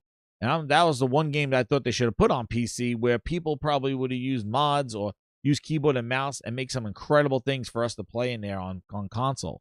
That I thought was a must for PC. And then when they implemented VR, I was like, oh, VR on PC, VR on PlayStation 5, Dreams in VR. You know, they could just say they don't need to have games. They could just make people make VR experiences in there on PC and make it for the console. Like it would made sense. But never happened. So I don't know what Me and Molecule is doing. You know, maybe they're doing something like with a music game. Maybe they're doing something with VR. Maybe that's the big VR game that they'll do something with VR from them, or a game that has a VR mode. The PlayStation VR is on sale. Josh says Astrobot. You know, maybe Astrobot 2. Yeah. And that's just of that first party stuff. Like we've been just talking first party. You know, people are saying like Resident Evil DLC, Resident Evil VR. Kingdom Hearts, Byron says. Kingdom Hearts 4. What about you think Square Enix is there at all? Or Square Enix is on Xbox's show? You think Square Enix showing Final Fantasy the third one? Or maybe they do Final Fantasy DLC, like how they did Yuffie's. Maybe they'll do a Final Fantasy DLC to Final Fantasy Rebirth. Maybe a DLC expansion before they do 3. I don't know. But I will see what Break-In is. I don't know. Glassdoor Gamer says that rumored Media Molecule is supposed to be doing a sandbox survival horror. Oh, shit. That would be cool. That would be interesting. Final Fantasy IX Remake, Verbrizzle says. Oh. Yeah, you know what? I think everybody's stuff, I think everybody's predictions are definitely on the table. Man, I don't see anything. Like, you know, maybe the Bloodborne one is a little too much. Maybe, you know, Bloodborne's a little much. Maybe a remake of, like, you know, Siphon Filter or things like that. Maybe that's what Bend is working on. A Venom teaser, I say, K-Grass. I agree. Let's see what this poll is. End this poll. Now I'll keep that poll going just for another 10 minutes. But yeah, no, I think that those are all good guesses. So, you know, I'll start the show a little bit early tomorrow for the state of play. Maybe like, you know, half hour before. We'll get some last minute things. Until Dawn 2. But the thing is, they just put out their other game, the Directive, which is really good. I thought they did a good job. Directive 8020, whatever it is. I'm almost done with that. I have like 2 more missions left. So I'm going to finish that on the stream for that one. But I thought that's good. I don't think so. Byron brings up the thing. Do you think we'll see any Xbox announcements on the state of play? I don't think so. Xbox will announce for PlayStation, though. Start an hour earlier. I'll see. Maybe I could do a start an hour earlier tomorrow. Spider-Man 3 teaser. I think that I'm definitely up there with you, Neil and Jay. I really think that Insomniac is not just going to bring Wolverine. I think Insomniac is going to bring something else, whether it's a teaser for Spider-Man 3, whether it's a Venom game coming out next year. I do think, or as something X-Men or something like that, I think that Venom or Spider-Man is coming out of, and something else is coming out of Insomniac. That's what I think. You know, and I think definitely we'll see Break-In. I think that's due. I do think that Insomniac I think Naughty Dog needs to show something intergalactic wise, and I think we see Corey's game at least. He finally comes out and talks about his game. Media Molecule, Studio Bend, those are the wild cards. If they're making an old version, an old game, or those are wild cards out there. If Media Molecule has to show something, I think it's time. I think this is a first-party showcase. Like, everybody should be there. I think Herman Holtz will just go around and be like, yo, everybody needs to show something at this show because we're filling theaters up, you know? A Fire Sprite maybe doing Until Dawn 2? Hey, if they could do it. Yeah, Ratchet and Clank. I don't know. Nah, I think it's Spider-Man. A Carnage token character reveal. Oh man, Venom and Carnage in Marvel token. Yes, we need them.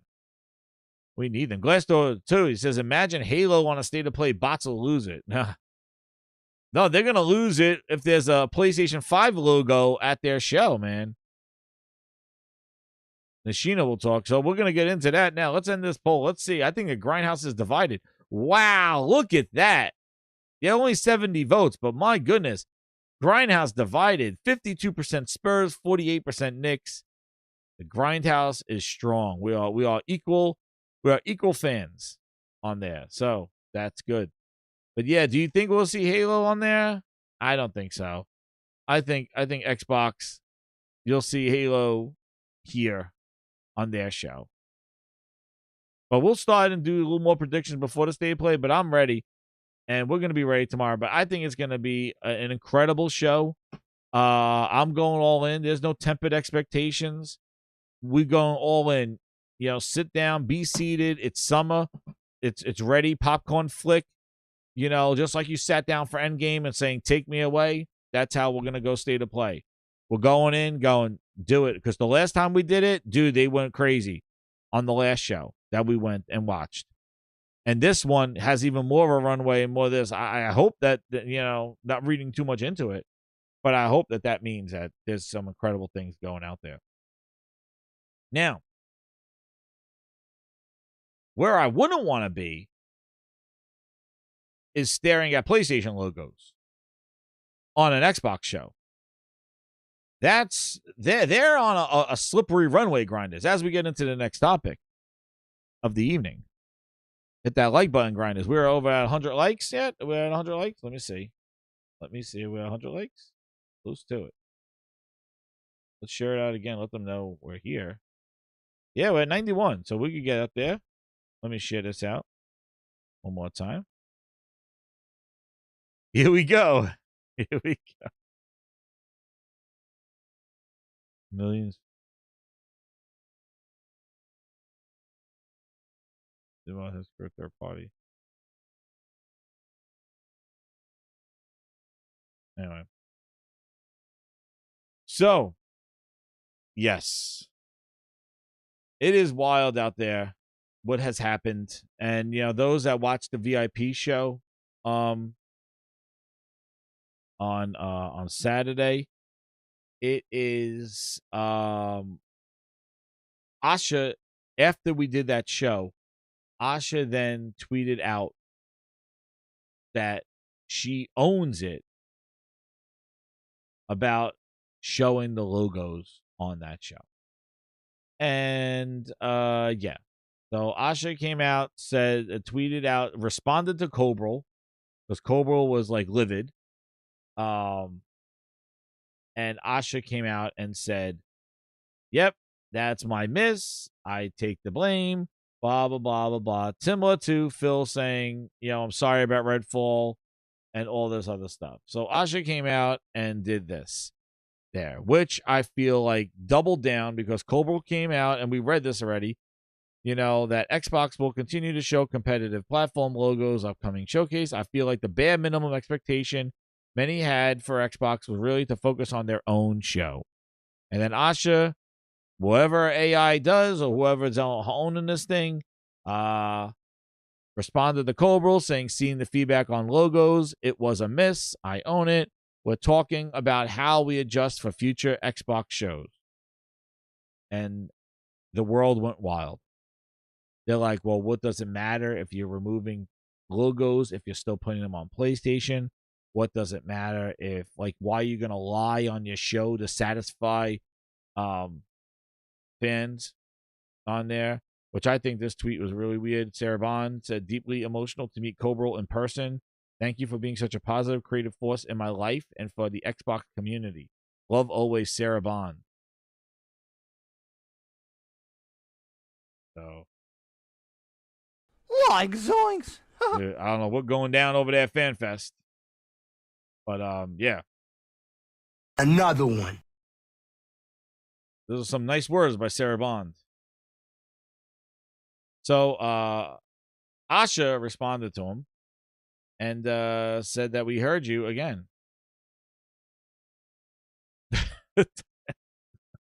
Right? Dude, I don't know what happened. I don't know what went down at FanFest that year, 2023, but I don't know. But Asha responded to him and, you know, dude on YouTube, he just does images, I guess. And I think it's stupid that she responded.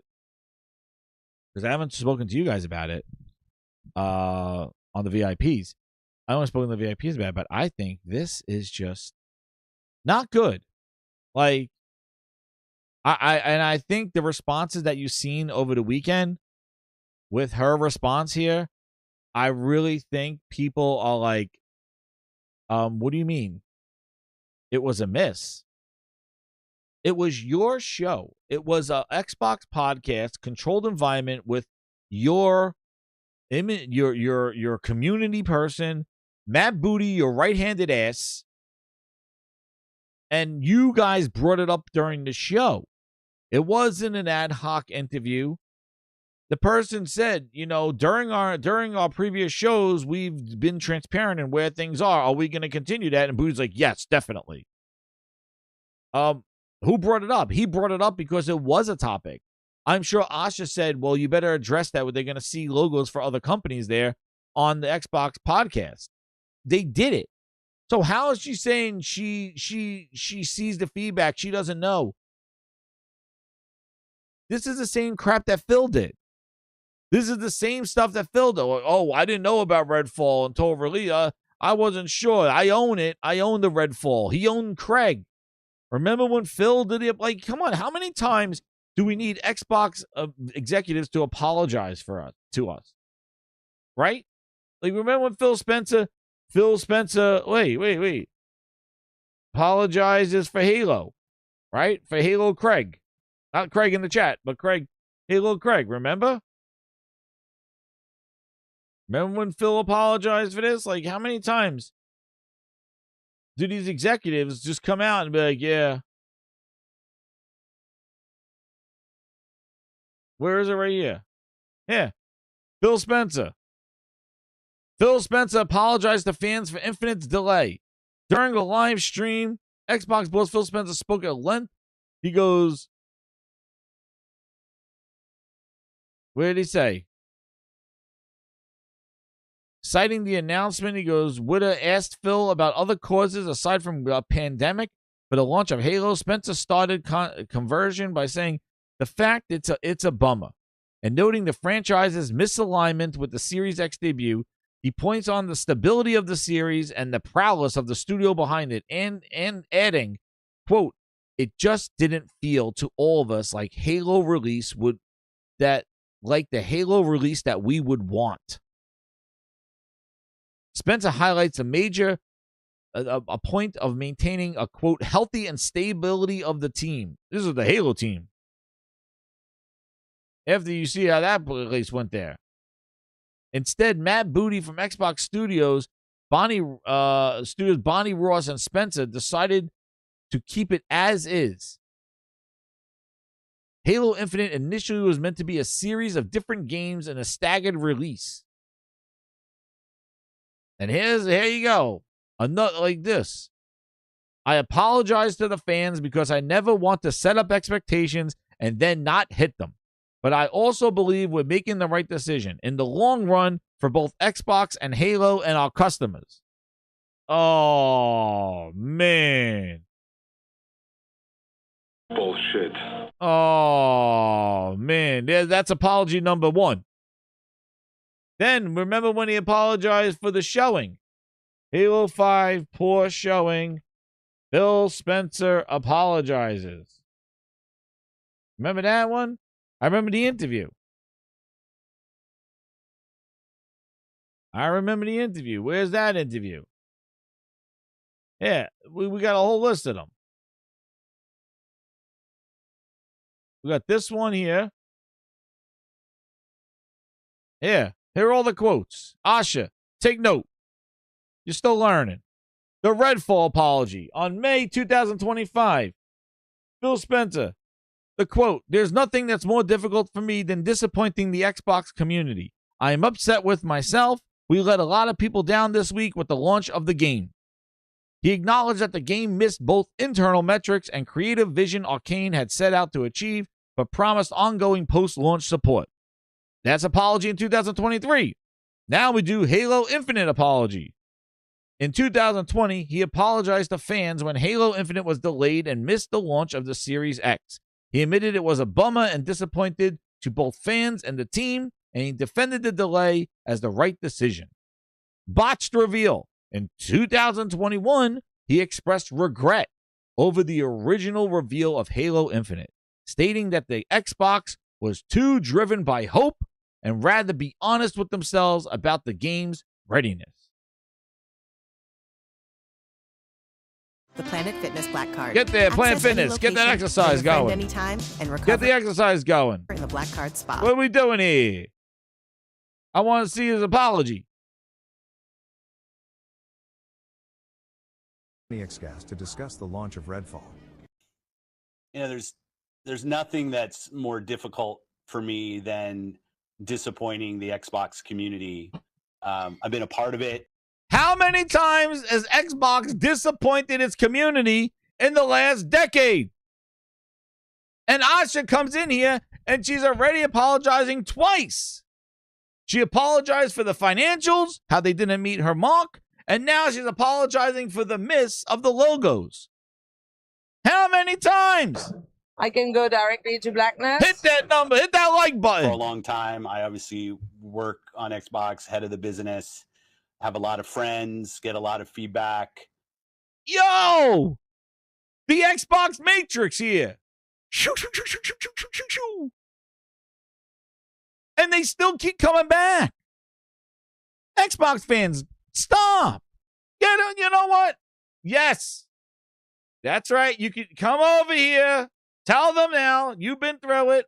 All right. Here you go, Huggy. Here you go. Hey, Huggy, take the microphone. Take the microphone. Here you go. Stop. Enough. Do it again. Do it again. They didn't hear you. Stop. Enough. One more time. One more time. Stop. Enough. All right. Get back to the wall. Face the wall. Get over there. See? Huggy says stop enough. Look. How many times? We're disappointed. We're sorry. Dude, what about Phil Spencer apologizing for the... Yo, another one?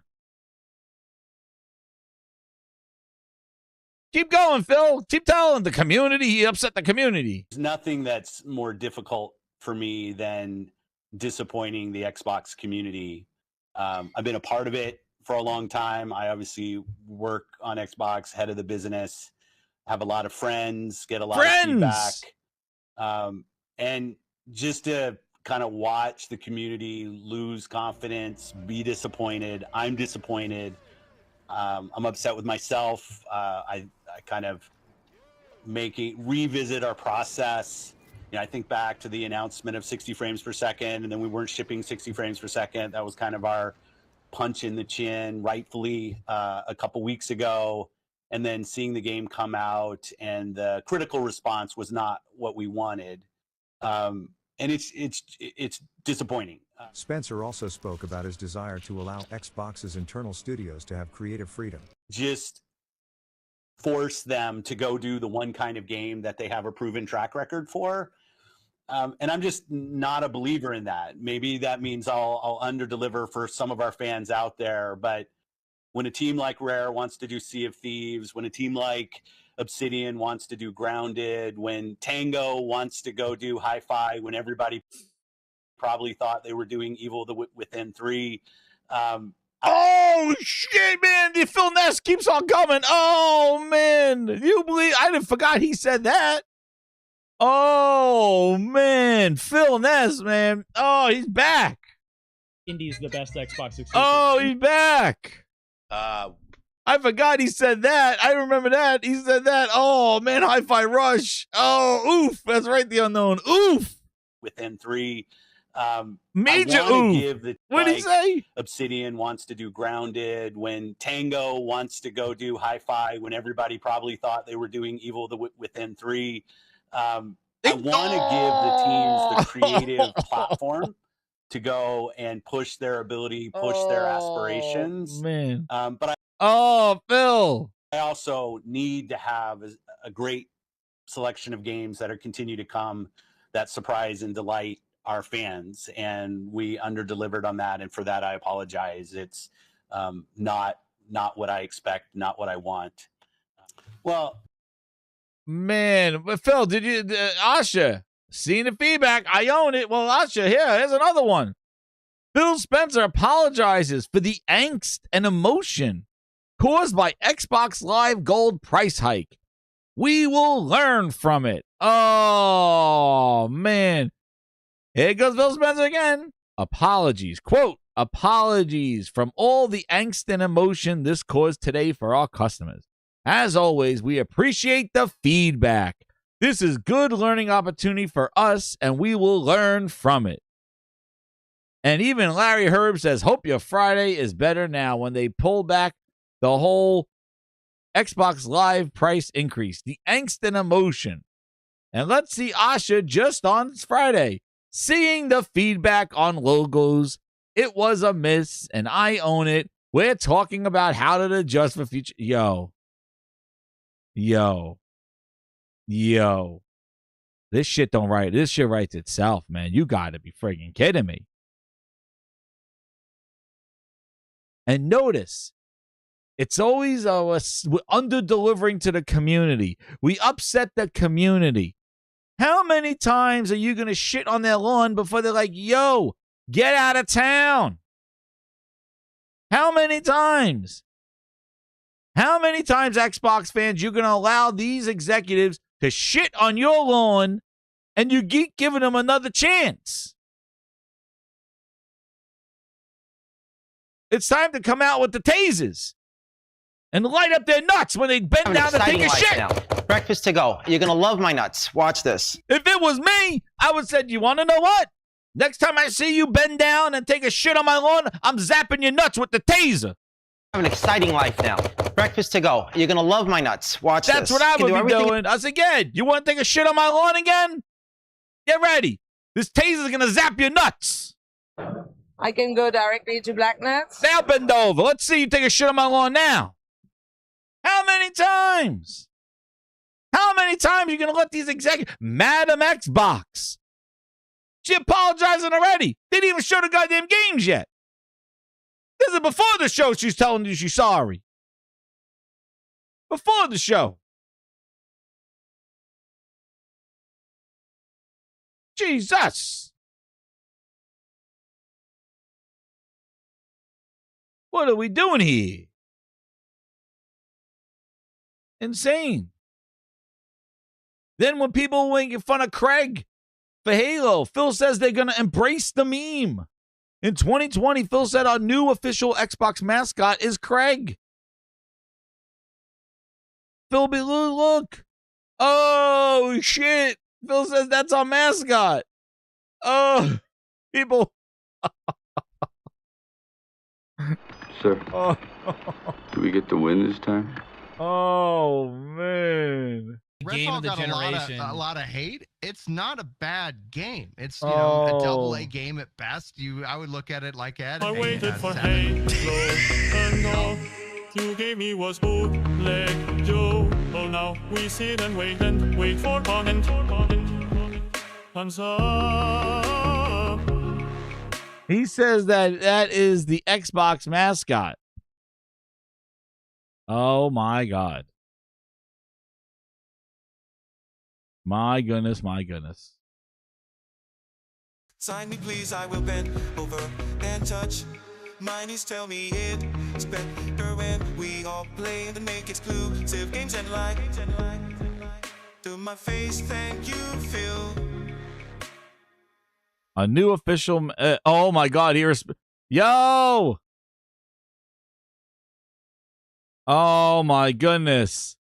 Tim Dog, you are not deleting your account before you get in here for your triple deglazing. Tim Dog, you are not leaving here. I didn't know he responded to Tim Dog about the mascot.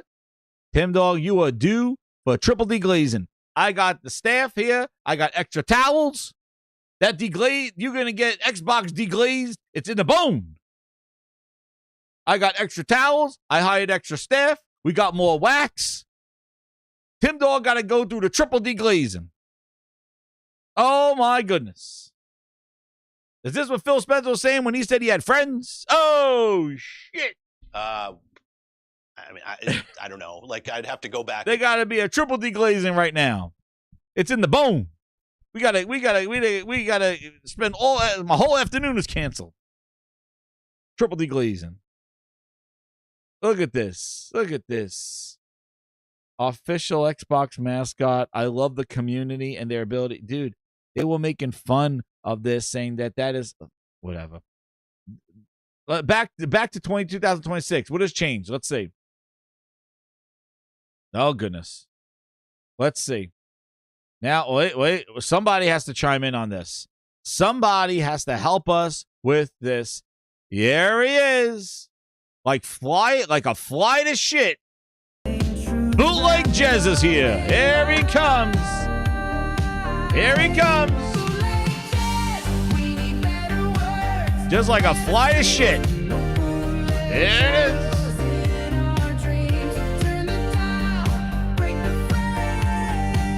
Tim Dog, always at the scene of the crime. A glazed exorcism. There we go. Yo, bootleg got a swindle in here. Xbox fan backlash to PlayStation logos in the showcase isn't about gatekeeping. It's about distrust. Everybody with a brain knows it takes 5 seconds to go online and find whether a game is multi-platform. Microsoft's logo transparency simply has users doubting whether it's truly behind Xbox's long-term success. Let me ask you something. When did Microsoft start this quote-unquote transparency? Was it after the horrible deal of $80 billion to buy Activision and be promised the CMA that they're everywhere, and we told them it's stupid to buy Activision, but Josh Groban even told them? Groban told them $80 billion they spent, and this is what they got. They got transparency. Groban told them. Tell them again, Groban. Take it away. We need $80 billion, gotta make a splash. To be relevant, we'll go all out, no holding back. Led by Phyllis and Booty, we'll bring the games everywhere. No more sucking, it's time to show we care. Start by bringing pen and men. Sea of Thieves, Hi-Fi, rushing round at games. Over to PlayStation and Switch, and we will say that exclusives don't matter anymore. And then when we get Starfield ready for the pitch, Big Booty Bobby and the Lou walked out with the bag, and now Groban told them. What the hell are we supposed to do? Groban told them the whole song. 99% of the people don't actually care about this or even aware. It's triggered a wave of condemnation from people who are invested in the Xbox ecosystem for a variety of reasons. Toxicity and fanboyism aside. There's an undercut current of logic that is lost in the discourse here that I really wanted to highlight. It revolves on the fact that Xbox is often held to a different standard than its competitor platforms. Because Xbox... Okay. Bootleg. This glazed up article. Xbox is not... They did this. Yes, I remastered it. That was the remaster.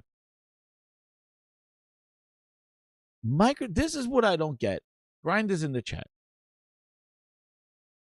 Nobody forced Microsoft, PlayStation, Nintendo, the community, nobody forced Microsoft to show PlayStation logos. Nobody told Phil to make just 4 games for PlayStation behind frosted glass. The community, fanboyism, nobody forced Microsoft to do this. Nobody said, hey, put Sea of Thieves behind some frosted glass in secret and make a PlayStation version of it. Nobody outside of Microsoft's own walls made them do this. There was no crying. We want your games on PlayStation. Please, please, please. Nobody was begging for your shit. Nobody was begging for Sea of Thieves. Nobody was begging for Redfall. Starfield came out exclusive and it went out to crickets. Everybody wanted Starfield exclusive. They got Starfield exclusive and that was it. And what happened? Nothing. No increases of Game Pass. No increases or anything. They made Starfield exclusive and what did it do? Nothing. Nobody made them do it outside of their own 4 walls of Xbox headquarters. So why is the blame and the accountability on the fans, on the community, on us, when it's them that made the decision? They made the financial decision to do this because they suck, and all the pivots didn't work, and the bets did not work. So they said, we need to sell our games. Game Pass cannibalized their sales. People were not buying games on their platform. People were not buying their console. They thought that they could put the games on Steam and they will off-sell what's happening on Game Pass. Steam, they put their games first on the Windows Store for a year. That sucked to try to get people on Windows 10. That didn't work. Then Master Chief Collection went to Steam. And then everything went to Steam. All the games went to Steam, and then it was day one on Steam. Nobody was screamed for that. Sony didn't say that. Nintendo didn't make them do that. They did it because they wanted to sell their games because they realized that they were cutting off their nose to spite their face. They was trying to bet on Game Pass, but they wanted to make money on the games because the studios were making these games, costing them money, but the money was not coming through on Game Pass. Third party was not jumping on Game Pass. They took a risk by putting their first party games in Game Pass as a flywheel, as a way to say, look at me, look at me, look at me. And maybe Ubisoft would want to do it. Maybe EA, maybe Activision, maybe somebody wanted to put their game in Game Pass because Microsoft was putting their first party in Game Pass. They were taking a risk. But third party was like, hell no, we're not doing this. And that left Microsoft up shit's creek without a paddle. Now they have their commitment to their games in Game Pass. Their games now, they took the risk. Game Pass wasn't growing. Game Pass on PC started to grow. Followed up on there. He said, console, I got the whole quote. He was sitting outside. Remember that whole quote where he's like, it's not growing anymore. He said on console, we got everybody. And they said, can you give us the new numbers? He said, no. That was it. So they moved on to that stuff. And every single step of the way, there was times where the Xbox fans could have spoke up and said, we don't like this. The game quality is dropping. You're putting out games that need patches. Games are getting delayed. And I'm subscribing here. But they didn't care. They loved it. They were stacked for 3 years, and they were just like, whatever you say, Phil, give me another one. And they just sat there and took it. Didn't speak up at all, and if you did, you were outcasted outside the Xbox community and didn't get the perks. So everybody was afraid on social media to say something, otherwise you'll be outcasted. Just excommunicated from the, quote, community that just takes whatever Phil gives them. So then, they stacked. They did this. Game Pass cannibalized their sales. So they put their games on PC, on Steam. I remember when Starfield was exclusive. Phil's like, well, the sales of Steam will offset us not putting it on PlayStation. Did it? No. Because right after Starfield exclusive, it didn't work. Guess what happened?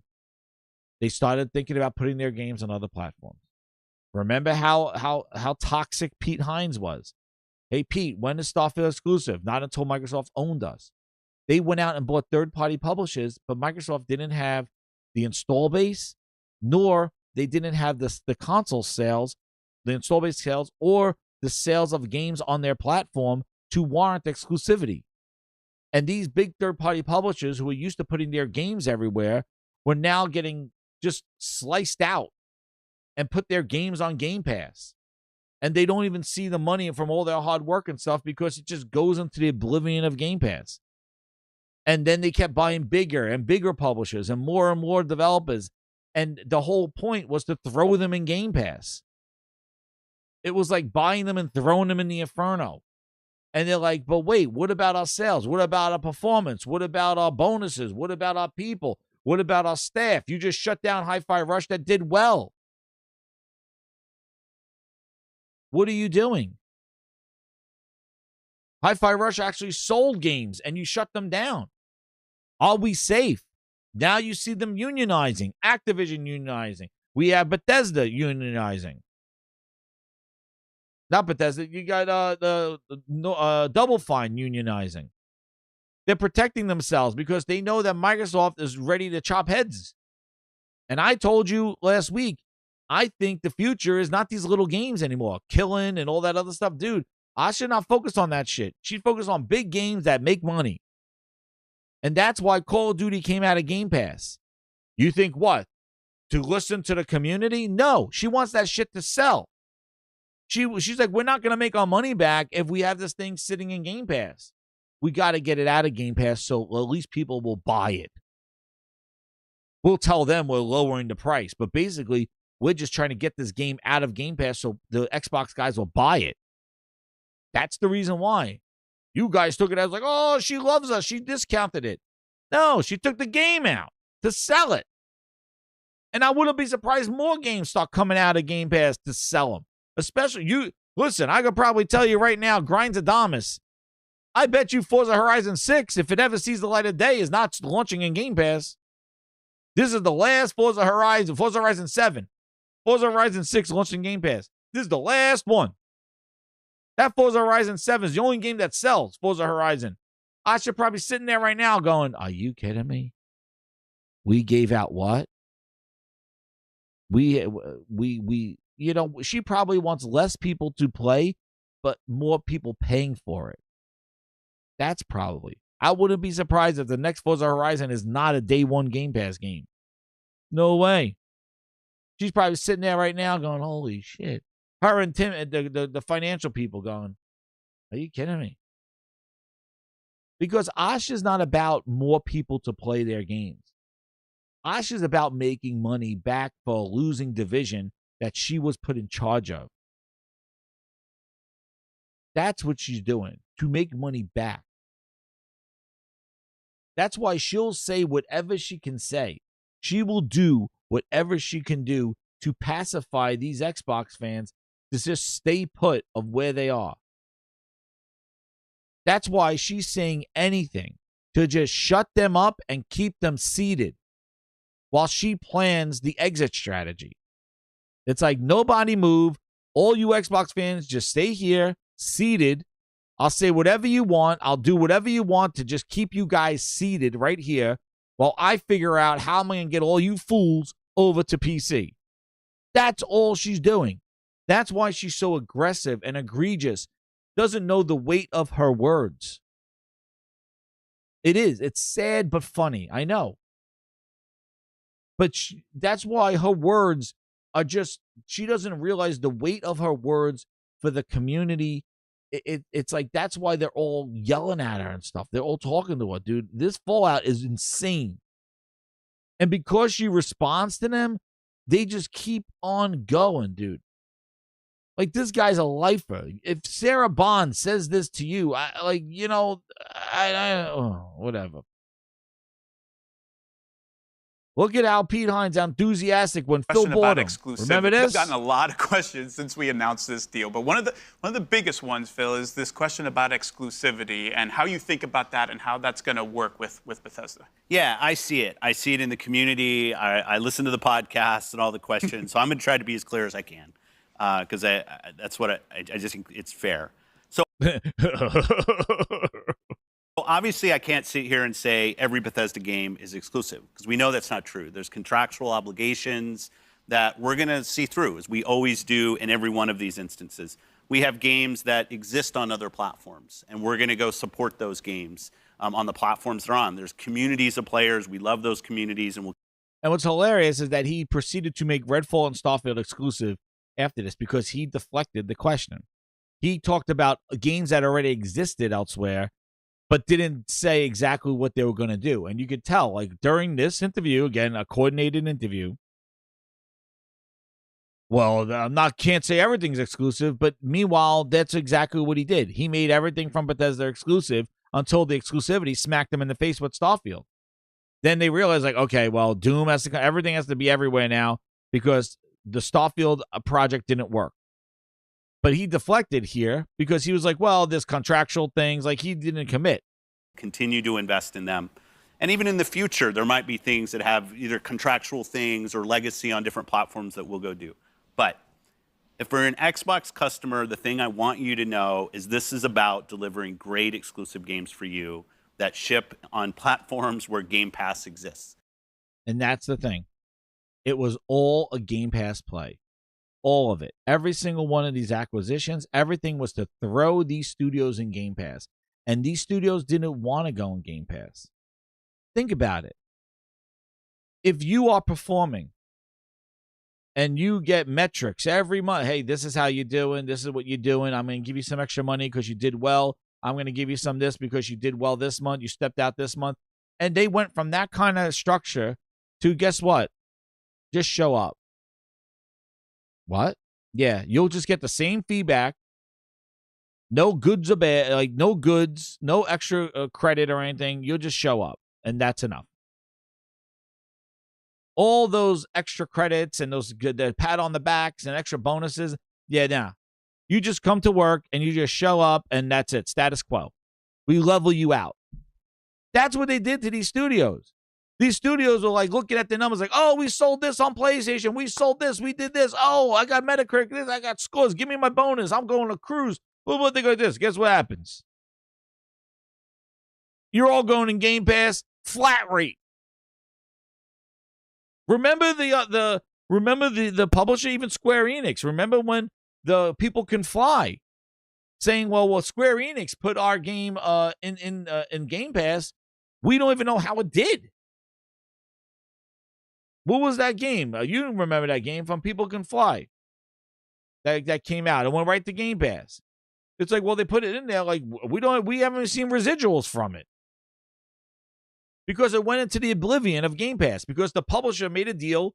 Hey, we'll give you $1 million. You'll take it a walk. Thank you for the game. There was no like, hey, if the game does banger, if the game doesn't do a banger. I bet you, what is the other game? Expedition 33 probably could kick themselves going, you know what, we made that Game Pass deal. We would have made bank. Microsoft got a gem right there. They probably said, hey, you know what, Expedition, you're an indie. Outriders. Thank you, Joe Arthur. That's Outriders. Remember them?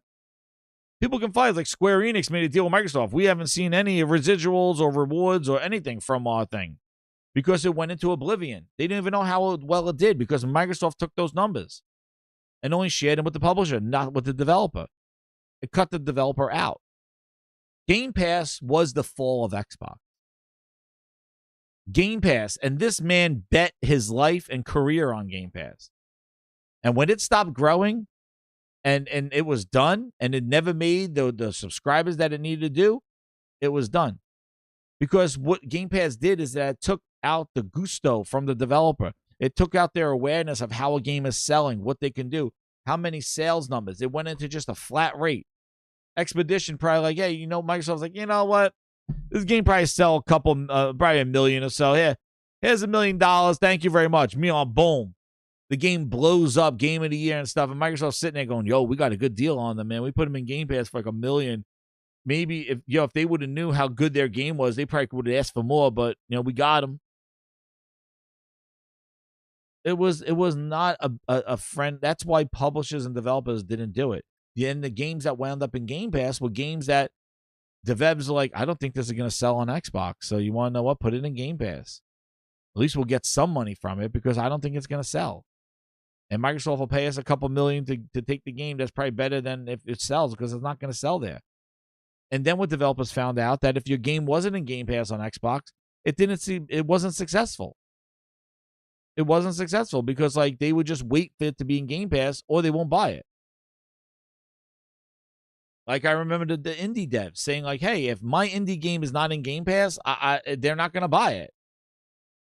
I can't make money. If you're not in Game Pass, you're doomed. And the devs said this, not me, not some fans on Twitter. The devs said this. They're concerned that if they take an indie game and it doesn't go in Game Pass, they may not find success.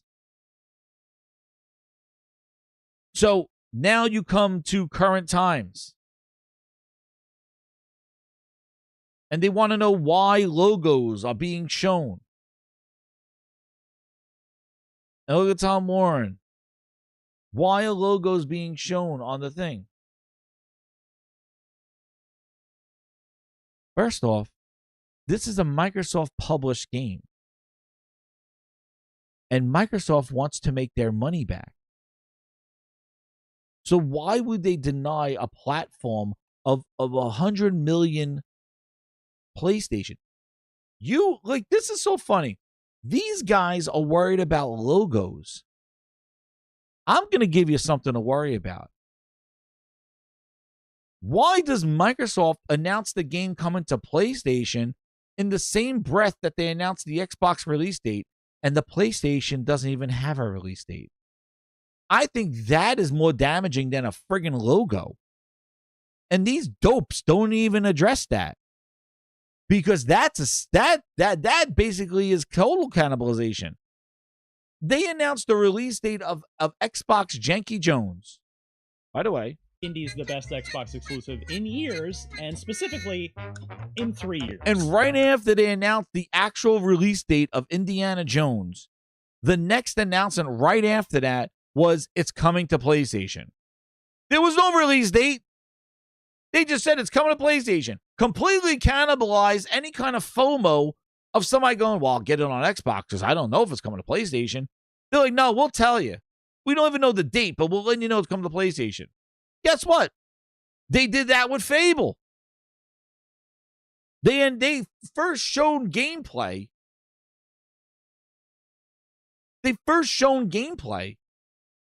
And in the same day that they showed gameplay of Fable, they announced that's coming to PlayStation. Don't even let it breathe on Xbox. Don't even let them feel, PH, that it's coming on Xbox. As soon as they see gameplay and get excited, the next words out of their mouth, it's coming to PlayStation. Forza Horizon 6 coming out for Xbox and PC. We don't even know when it's coming out to play. They don't have a release date for PlayStation, but they made an announcement that it's coming to PlayStation.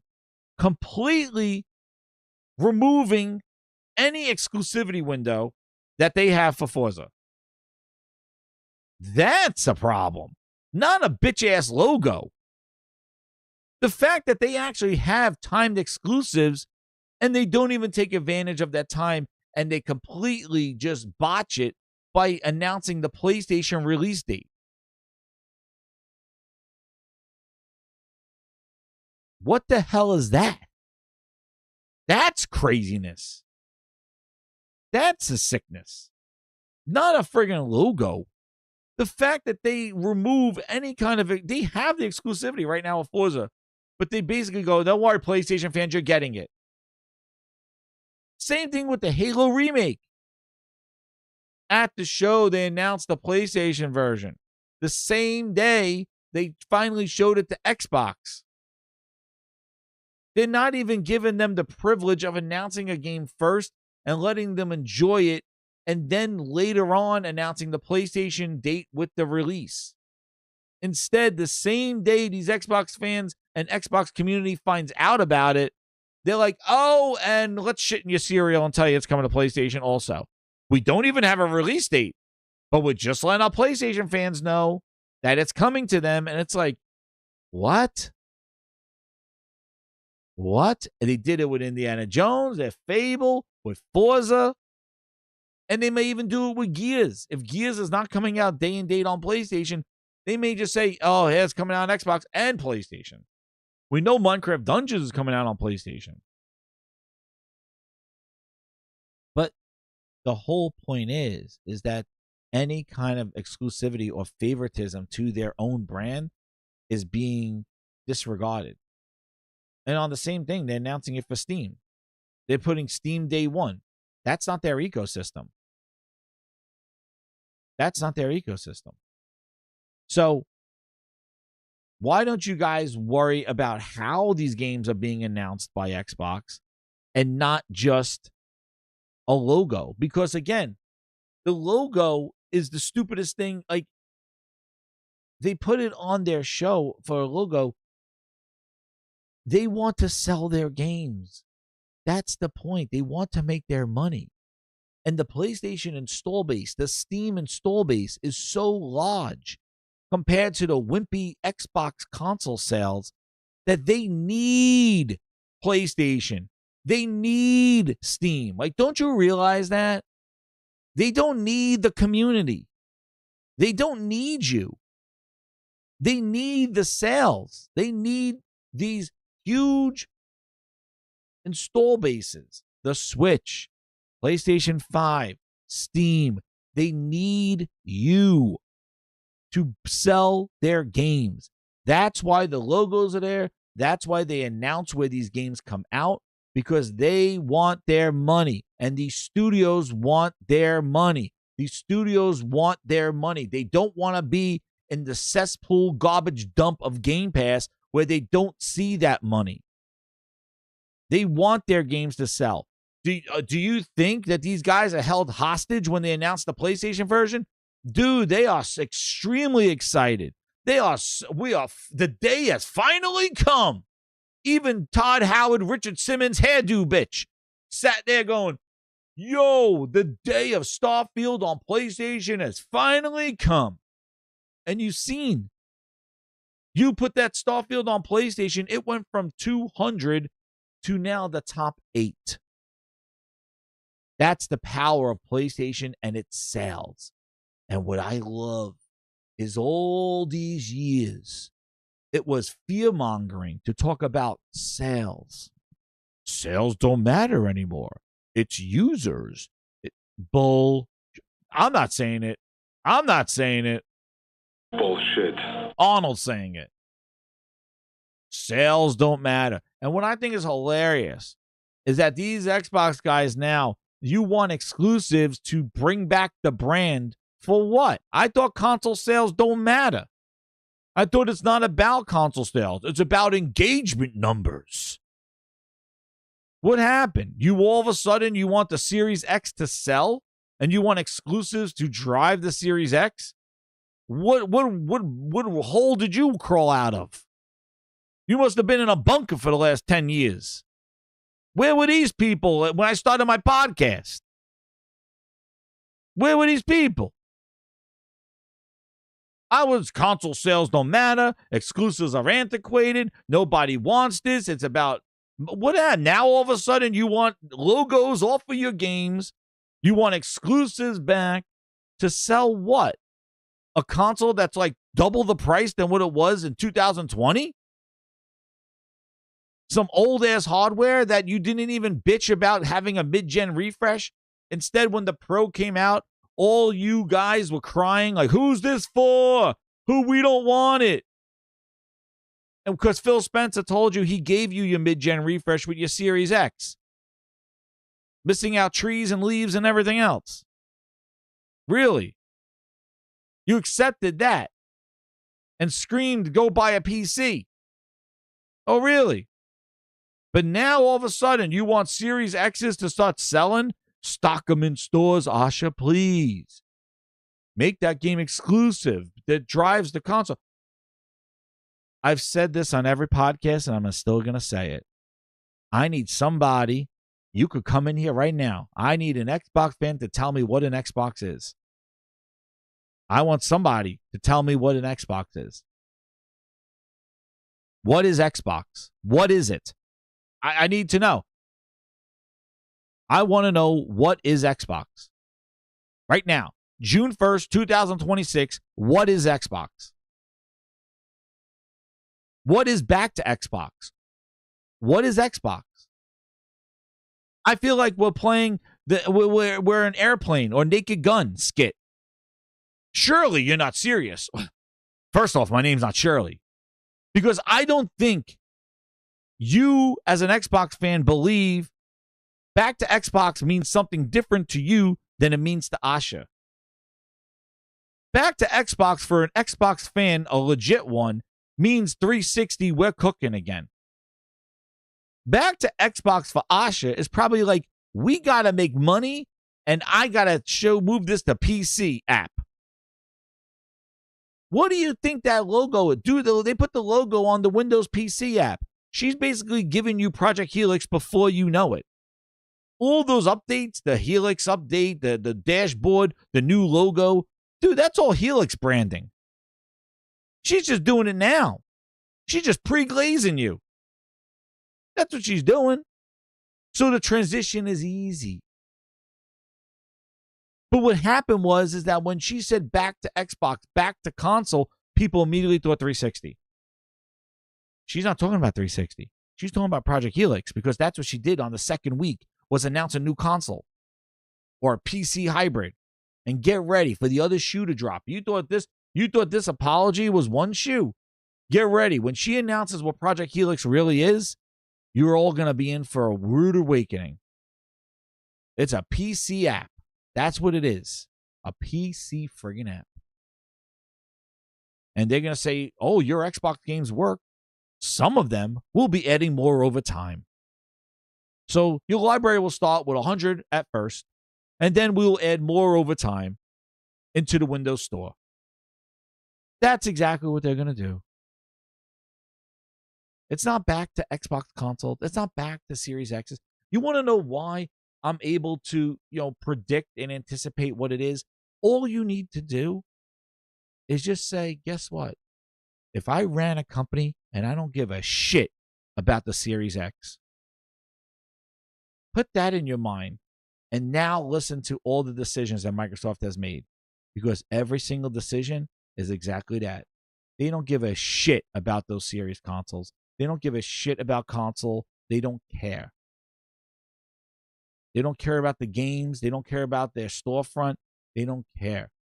They want you on Windows PC to sell you some Copilot shit. If I was the executive, and yeah, this is ranting grinders. This is a classic grindhouse rant. You're getting it right now. If I was an executive and I came in and I had no clue about gaming, but I'm running the gaming division,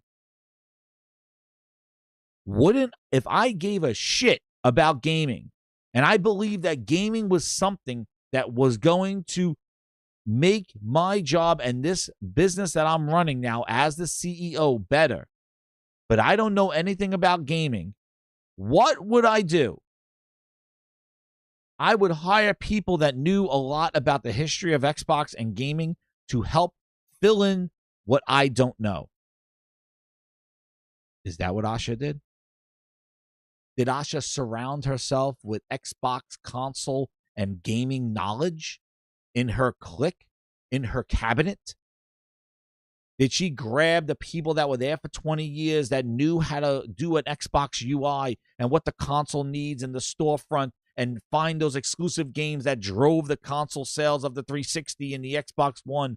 Those people, the people that were there for 15 years and 12 years that worked on all the parts of the Xbox console infrastructure. Did she surround herself with those people? No. All those people left.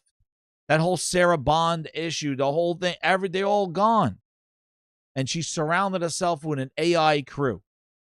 A crew with AI that has no knowledge of gaming and some people from the business aspect of Amazon.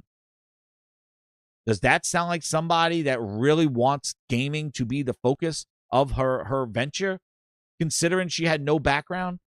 What's funny is that Xbox needed fixing after all these years. And these are pure facts, grinders. Hit that like button. And Xbox guys, this is for you. I'm an Xbox guy. Believe it or not. You just don't want to hear it, but I am. And let me tell you, every time Xbox needed fixing, who did they do? They brought somebody in from the gaming industry. They wanted to compete against PlayStation, and they came in with the 360. They brought in Jay Allen with the Xbox. They brought in the DirectX team to work on Xbox. Now they wanted to compete with PlayStation. Guess what? Who did they bring in? A businessman? No. They brought in Peter Moore from Sega to come and rule Xbox 360. Then they wanted to get more into the entertainment and gaming. Well, they got Donnie D came over from EA. Whoa. Come on, fix Xbox after Peter Moore left. Well, guess what happens? After Donnie D fails, Xbox needs fixing again. Who did they bring in? Did they bring in Satya's right-hand person? Did they go find some business folks from Wall Street to come in and run Xbox? No. They got Phil Glorious Maximus Assius Spencer Phil Ness. And they said, you've been here for 25 years, whatever. You started as an intern at Xbox, an intern here. You've been here. You come fix Xbox. And Phil Spencer fixed Xbox. Now that Xbox needs fixing, this is the first time they did not put somebody from gaming to head this up. Nobody from Xbox internal. Sarah Bond didn't get there. No, even her, she qualified at least more years of Xbox than Asha. This is the first time they brought somebody in with no freaking knowledge of Xbox and gaming at all, and she's there. And knowing that, she did not surround herself with gaming people. She did not bring in people from the industry, from studio heads, from people that led other gaming companies. Nobody. She brought in her core AI Microsoft team and put them in charge of all this other horse shit divisions. And all the people that had Xbox in their name left. So you tell me how much she cares about gaming and what you mean to bring back Xbox. Because if I was going to bring back Xbox and I didn't know what was going on, I would surround myself with every person that has knowledge of what Xbox means to the fans and what Xbox business does. And I would use their knowledge to help me be successful in driving back to what Xbox was. And she didn't do that. She completely grabbed everybody who had no knowledge at all and surrounded herself with that. The closest person that has Xbox knowledge that works with her is Matt Booty and Aaron Greenberg. And Booty sucks. He should have been out with everybody else because that man has ruined every friggin' studio that he touches with his shit finger. Every game is delayed. Every game not missing the mark. Phil apologizing 5 and 6 times about their games. Matt Booty was in charge of it all. But that ass falls upward. Another fallacy of Microsoft. The people that suck seem to move up. I don't know how it works. So, we're still talking about logos? We're still talking about logos because that's the problem. Logos. We still worried about logos at a show? Logos have nothing to do with the shit show that Microsoft and Xbox are right now. So, they could erase those logos. They could do whatever the hell they want with these logos. But the fact still remains they want to sell their games. And the install base that they built, that Xbox install base, is useless to them. You're just a bunch of people waiting at a bus stop that they can't wait to move the PC. Just to say we got some people in the PC store that nobody wants anyway. They just want a few early customers. And then they're done with you. So, lowercase Xbox to capital Xbox, don't fall for it. Because she don't care. She don't care. And you're telling me, she went out there. You're telling me she had no clue that Matt Booty was going to do that interview. Dude, look at her right here. Countdown. Look, where were you, Asha? I would say already, as CEO, you suck. You suck, Asha. I thought Xbox is Xbox. Look, look. You didn't know that Matt Booty doing that interview. You didn't know Matt Booty doing. Look at her. Countdown to Xbox Game Showcase on May 22nd. Look at her. Oh, yeah, there it is. The Glazing Show. Look. She's on camera. The showcase. Look at this production. But she didn't know that Matt Booty was going to get asked a question from her own employee, making a statement that they're going to, I didn't know that logos are going to be there. Is that you on the stage right there with the production crew? Boss, CEO, reports to Satya? Really? Something just slipped? No, you knew exactly what you were doing. You were damage controlling that because guess what? You thought that because you changed the logo, because you gave achievements a little shiny little diamond, you thought that they would do whatever you think they do. You thought they would eat out of your hand. You thought these Xbox guys were just going to follow you. You thought so because you gave them some good little wins. So you thought that, hey, if we're transparent and we just tell them ahead of the time, they know what they're going to see so they don't get upset. Like I said before, if somebody comes and knocks on your door, you answer it, and they tell you they took a shit on your lawn. Is the words out of your mouth is, I appreciate your transparency, that's okay. I appreciate you for being transparent. Or you're going to go, what the fuck you taking a shit on my lawn for? Get out of here before I tase your ass. Yeah. So the fact that she shit on everybody's coffee on Friday doesn't mean that a transparency gives her the get out of jail free card. So I appreciate those people roasting her ass, as they should, since day one when she was trying to manipulate you.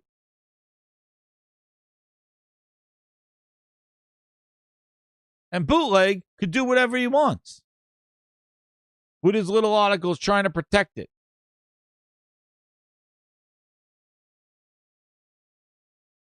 Watch this. Hit that like button, grinders. Look at this. This will trigger some people. Watch this. And it's... Wait, we'll get into that one. Exclusive. Exclusive. Oh. Exclusive. Exclusive. Exclusive. Exclusive. Chill down this one. Exclusive. Exclusive. Exclusive. World premiere. Exclusive. Exclusive. Exclusive. Exclusive. Exclusive. Exclusive.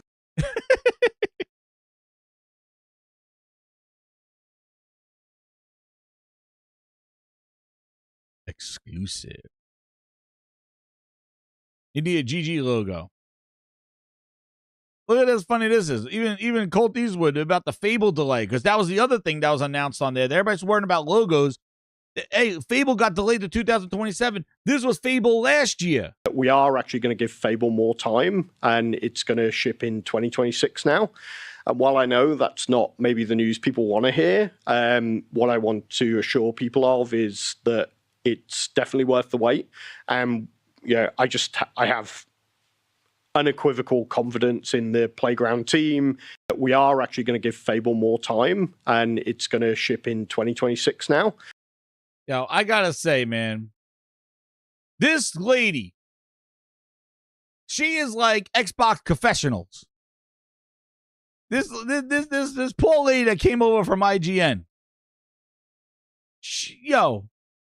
They're like, yo, whenever she sits down with somebody, it's like, get prepared for some bad news.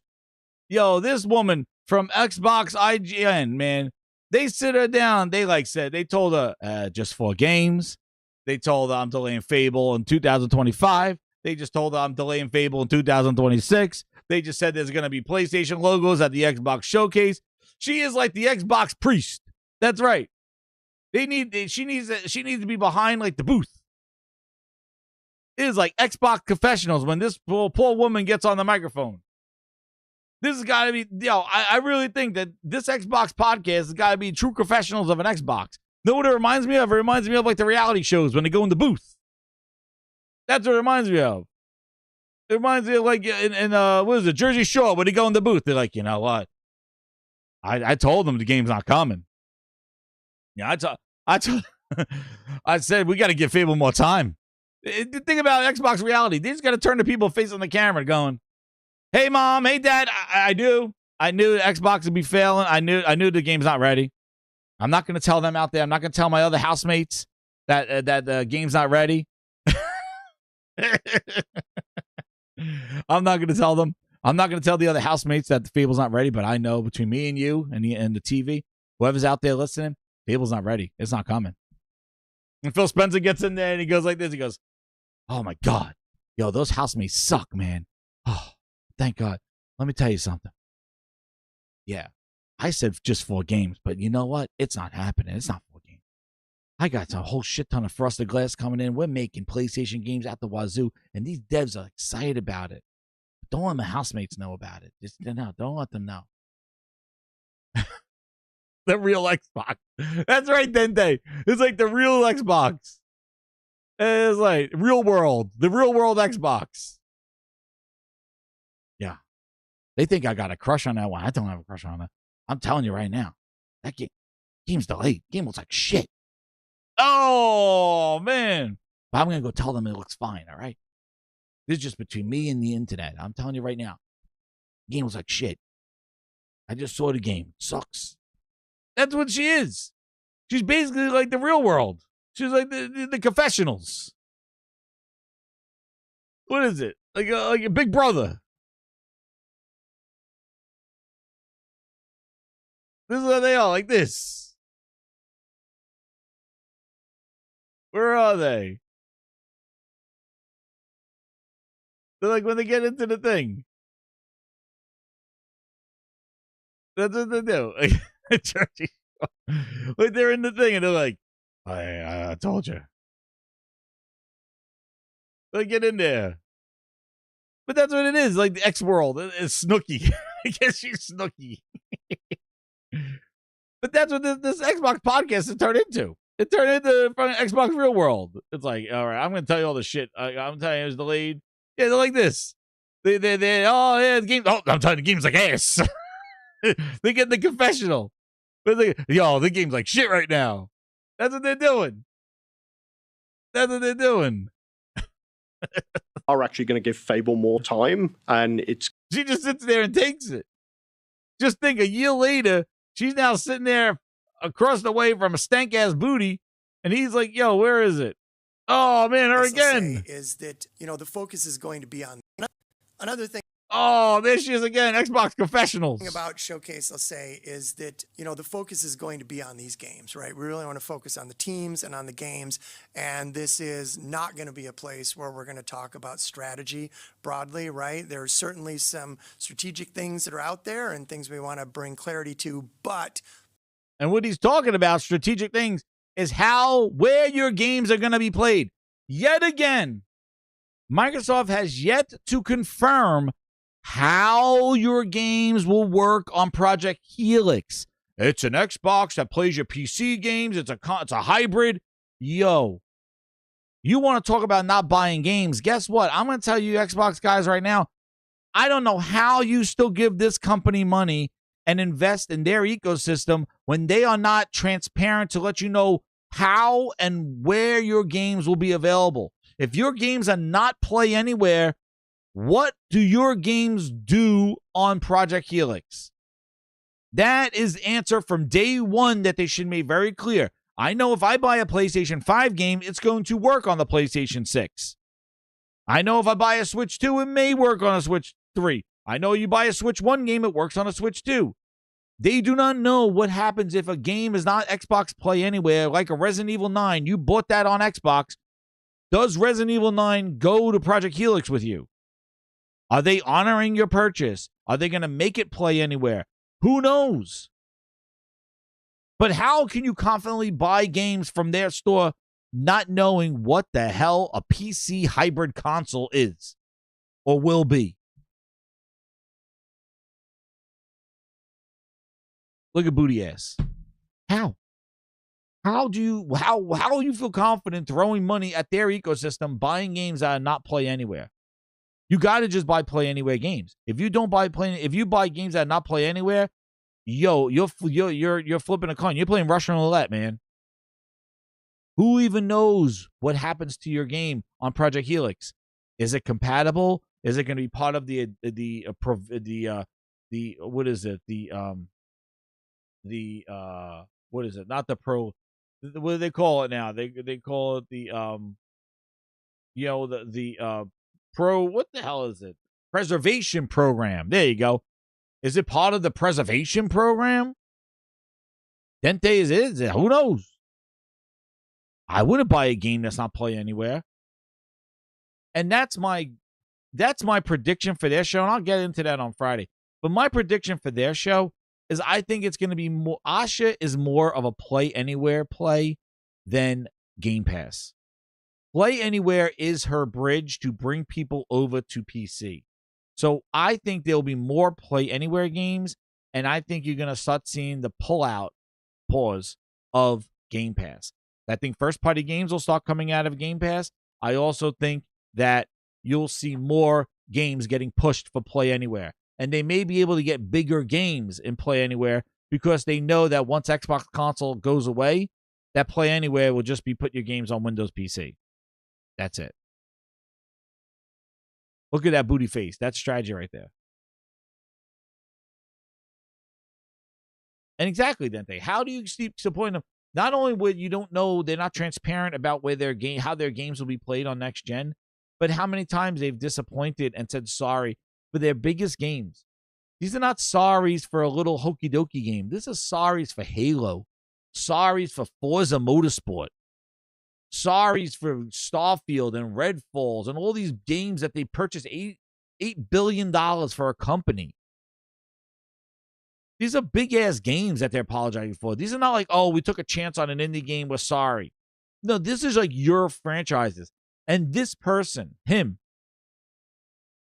this guy was in charge of all their games for all those years. And he's still there. And he's the closest person to Xbox that Asha has.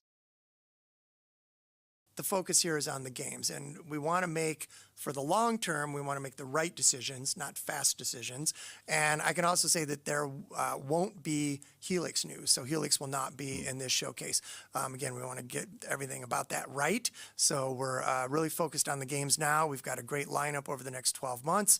That's really what Showcase is going to focus on. The broader strategic questions, anything to do with Helix, will come at a later time. And he already made a mistake already. Remember when they promised that they will not talk about the next 12 months? Remember? Matt Booty just dropped that stupid nugget again. Well, our showcase is focused on games over the next 12 months. Yo, didn't you learn your lesson the last time when those games all got pushed and delayed?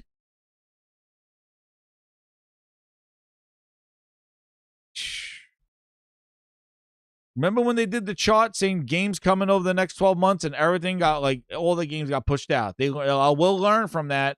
We're not going to make promises about windows of games and things like that over the next 12 months. He just said Showcase is focused over the next 12 months roadmap. Oh, goodness. Now, done deal. We're done, right? You're telling me Asha didn't know to bring this up and tell him with their Xbox cups and everything, the Project Helix won't be there. So what triggered this question? And you're telling me Asha says I own it. I didn't know. I miss a miss? You say focus on the games. That's what we'll all be talking about. That's it. Yes. Come June 8th. Thank you. That's exactly right. That's right. Right? That's it. Out of the blue comes this question. I don't know where this came from. So in recent broadcasts that we've had, like Dev Direct, Partner Preview, we've been really transparent about when a game is multi-platform. So should we... Who What brought on that question, Asha? Look at her. Look at her face. She knows she's editing the videos. Look at her face. Xbox confessionals. She's like, oh, shit, here it comes. Look at her face. We expect to see that transparency continuing here at Showcase. She knows the answer. And Matt Booty says, we heard the fans. We know that there's some problems out there, but we heard the fans. We're going to reconsider it. But for this show, there still will be the logos. That's what Matt Booty maybe should have said. But let's hear what Matt Booty said. Yes, absolutely. We'll be. I don't know. There was no like, we heard you. We saw the feedback. Thank you for the question from the feedback, acknowledging why that question just shot out of his mouth. Because I don't know how we go from Project Helix to your previous shows. And Matt Booty ready to answer. Doing here at Showcase. Yes, absolutely. Absolutely. And Asha comes out. It was a miss. I own it. Oh, really, Asha? Uh-huh. We'll be very clear about what platforms a game is coming to and want to continue the precedent. I think we've got a good system going where we make it clear in Showcase. We got a good system going where we make a showcase. Well, we know that Minecraft Dungeons are going to have a PlayStation 5 and a Switch logo on it because that game was everywhere to begin with. We know Call of Duty is going to have a PlayStation 5 logo on it because that's going to PlayStation 5. So I don't understand what they want. The whole point is Microsoft bought third-party developers and cannot sustain them to be exclusive to their platform because of Game Pass and poor console sales and poor ecosystem. So they need to put these games on other platforms. They're not going to hide it from those platforms because they need Steam and PlayStation to sell. Again, Herman Holtz was not knocking down Phil at Xbox's door screaming for Redfall and friggin' Sea of Thieves. Phil said we need to pivot and put our games on PlayStation because the devs want their money. The devs want to get paid. So Microsoft is not going to hide the logos. These devs probably like, bitch, I'm making the PlayStation 5 version. Why are you not going to show that it's coming to PlayStation 5? Right? If you were friggin' Call of Duty or you were Gears and you're making the PS5 version, you're like, you know what? Don't let them know it's on PlayStation. Why? That's where you're hoping your game's going to sell. Don't let them know it's on Steam. Just say it's on Xbox Game Pass. That's why we're in the situation that we're in. Because all you said was in Game Pass, like, oh, you like the game? You don't have to buy it. It's in the subscription. That's why we're in the shithole that we're in. So why do you think these logos showed up? It's because the devs are like, yo, I'm not just in Game Pass. I'm not just a one-trick pony. I'm actually going to other platforms to sell on Steam, on Switch, on PlayStation. So let them know that they could get our games there as well, please. Thank you. Matt Booty says yes. He's the head of the studios. The developers talk to him. Even if he words around in a clown car and serves coffee, they tell him, Matt Booty, we are working on the PS5 version. It would be a disservice for you to not let the world know that we are making a PlayStation 5 version where we want this game to sell. Hello? The devs want it. Why wouldn't they? They've been repressed in Game Pass. So it's not a fanboy shit war. It's not people that just want to do it to make fun of people. It's a business move because they are making those versions of games. And if you want exclusives and all that stuff, then keep tweeting at him and Asha, and they'll pretend they listen to you, but they're not going to change. They're not going to. because they don't care about games. They don't care about the console. They care, and that's why it drives me crazy. Is I know they don't give a shit, but they pretend like they do, and they pretend that you're their friends, and they pretend that they listen, and they pretend that they hear you. All this shit, because when it really comes down to it, all they're doing is glazing the shit out of you. And she's just keeping Cobra at bay because she's going to see him next week. And that's it. And how are you going to adjust? What are you going to do? So don't show the logos, but then after the show, do a post saying it's everywhere. Satya hates exclusives to begin with. And on top of that, with their games and logos, with the logos on everything, with their games going everywhere, their financials are still in the minus in both services and games, in hardware sales, in software. They're in the minus with their games on every platform, the games on Steam, the games on PlayStation, the games on cloud, the games on Samsung TVs, the games on iPads, on cell phones, on cloud, on console, on PC, on Steam, on Windows Store, and they're still in the minus. So tell me what happens if you take all those away and just say I'm putting this on a Series X and S. Tell me how much minus they would be then. They're not even in the positive with their shit everywhere. What makes you think they're going to be anywhere close to that if they take it all away? And then they're like, well, the PlayStation games don't sell. The PlayStation's not buying our games. Nobody's buying your games.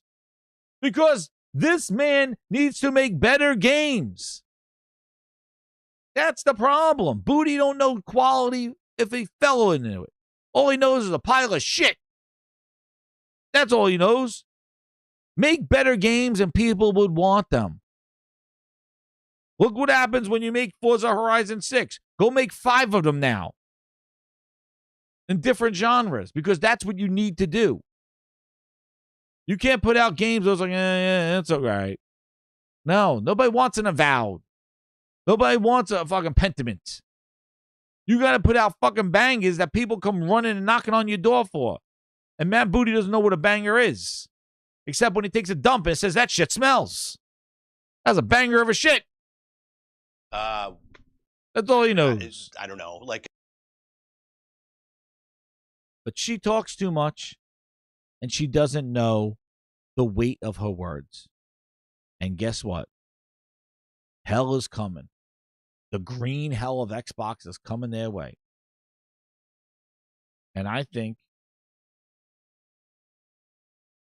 they know.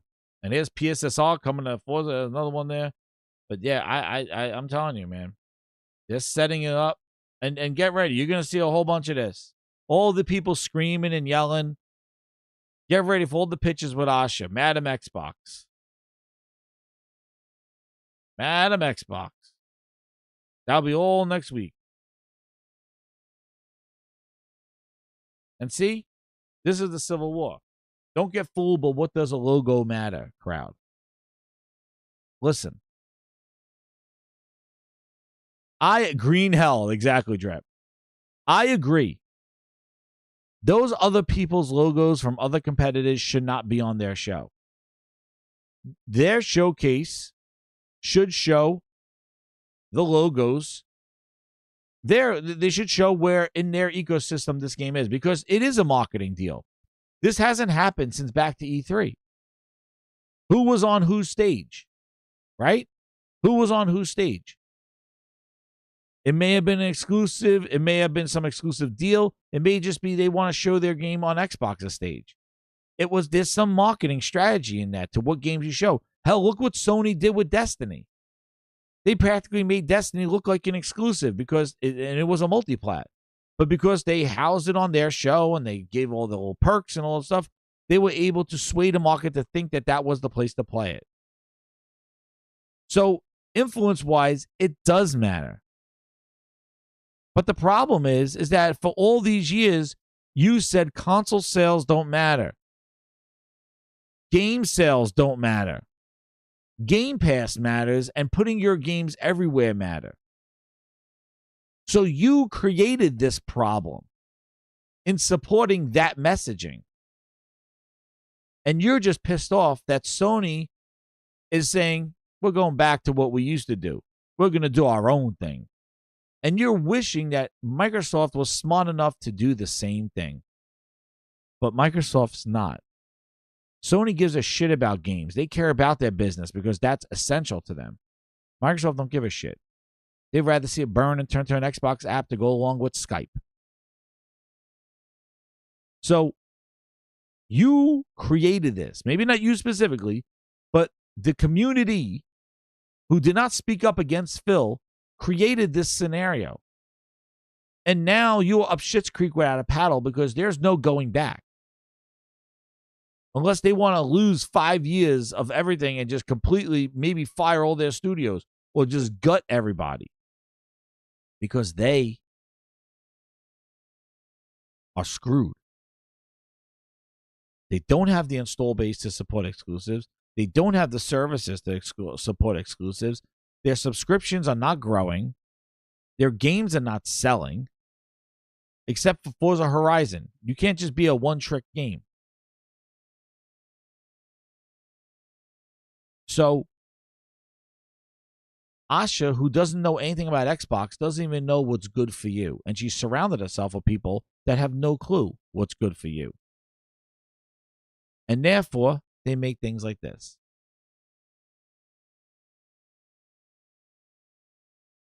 And they think that if you deem Asha bad, that you want Xbox to die. The thing is that she's going to kill Xbox either way. She's not your savior. She's not. She's far from it. And what you should measure Xbox on is on the performance of its output, not by the executives who invite you and give you free shit. You should measure it on its output. Has she put Xbox consoles in stores? Has she done that? Has she brought back Xbox bundles? Has she dropped the discount of the console? No. She gave you a new logo and a boot up screen and made you take away a feature that you claimed that you loved in instant resume. That's far from what Xbox needed. It needed a whole PR push in stores, in sales, in bundles, and in games. So the Xbox Civil War continues. And that's exactly right, Raven Game and Forge. That's exactly what's happening. This is the first time, like I said, Xbox needed fixing, and they didn't bring an Xbox team to fix it. They brought their Microsoft team to fix it. So that's who's left. And this Civil War is going to continue. And I put out a tweet out there, just throwing it out there, because they've done this before many times.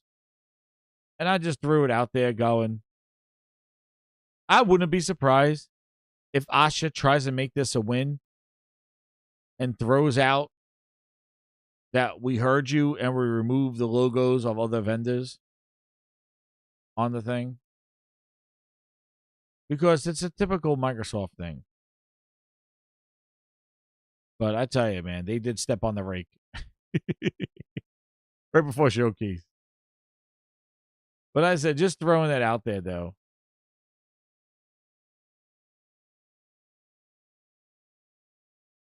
Remember, Asha, sorry, here's Phil. We're listening and we hear you. We've been planning a business update where we look forward to sharing more details with you about our vision for the future of Xbox. Just 4 games. Distrust in Halo. And I said, Asha's like this. Oops, my bad.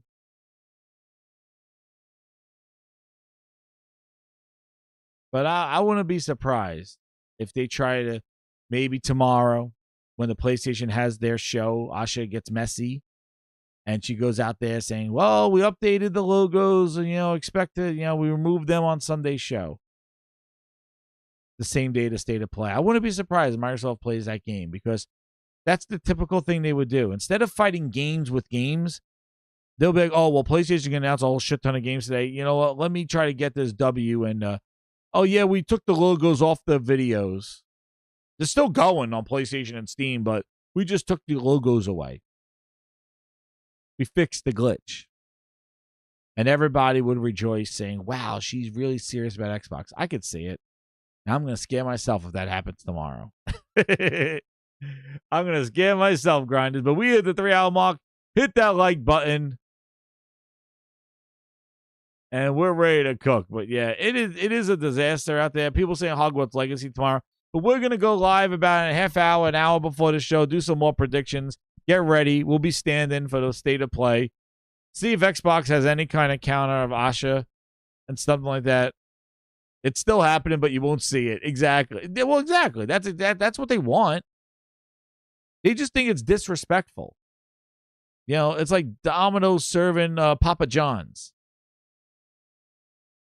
It will look desperate. And some people are like, why are you catering to these whiny fans? And then the whiny fans are like, we are true Xbox fans.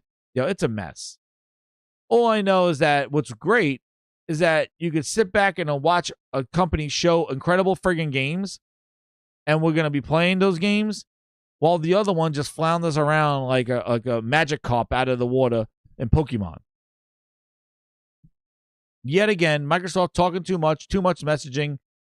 Basically, the Damage Control podcast before the state of play, the state of show. Maybe you should have brought some cool footage of a new game that maybe sneak peek. Nope, just Matt Booty talking shit and telling you that Fable's delayed, and oh yeah, you'll see logos. Excellent. Whoever thought that was a good idea, Asha and friends, yeah. Typical Xbox. Like Phil Spencer's there in spirit. But grinders, hit that like button, share it out. This is a roasting session. Gaming grind. We grounded those gears and we went to predictions. I hope you like it. Hit that like button. We're going to cook this week. And yep, prepare to see logos. It's the week of logos. What will they be? Where will they be? Will we see an Xbox logo on the state of play? Stay tuned. Drama awaits. But we're going to cook. And Asha, you talk too much. So here we go, grinders. Thank you again, and good night.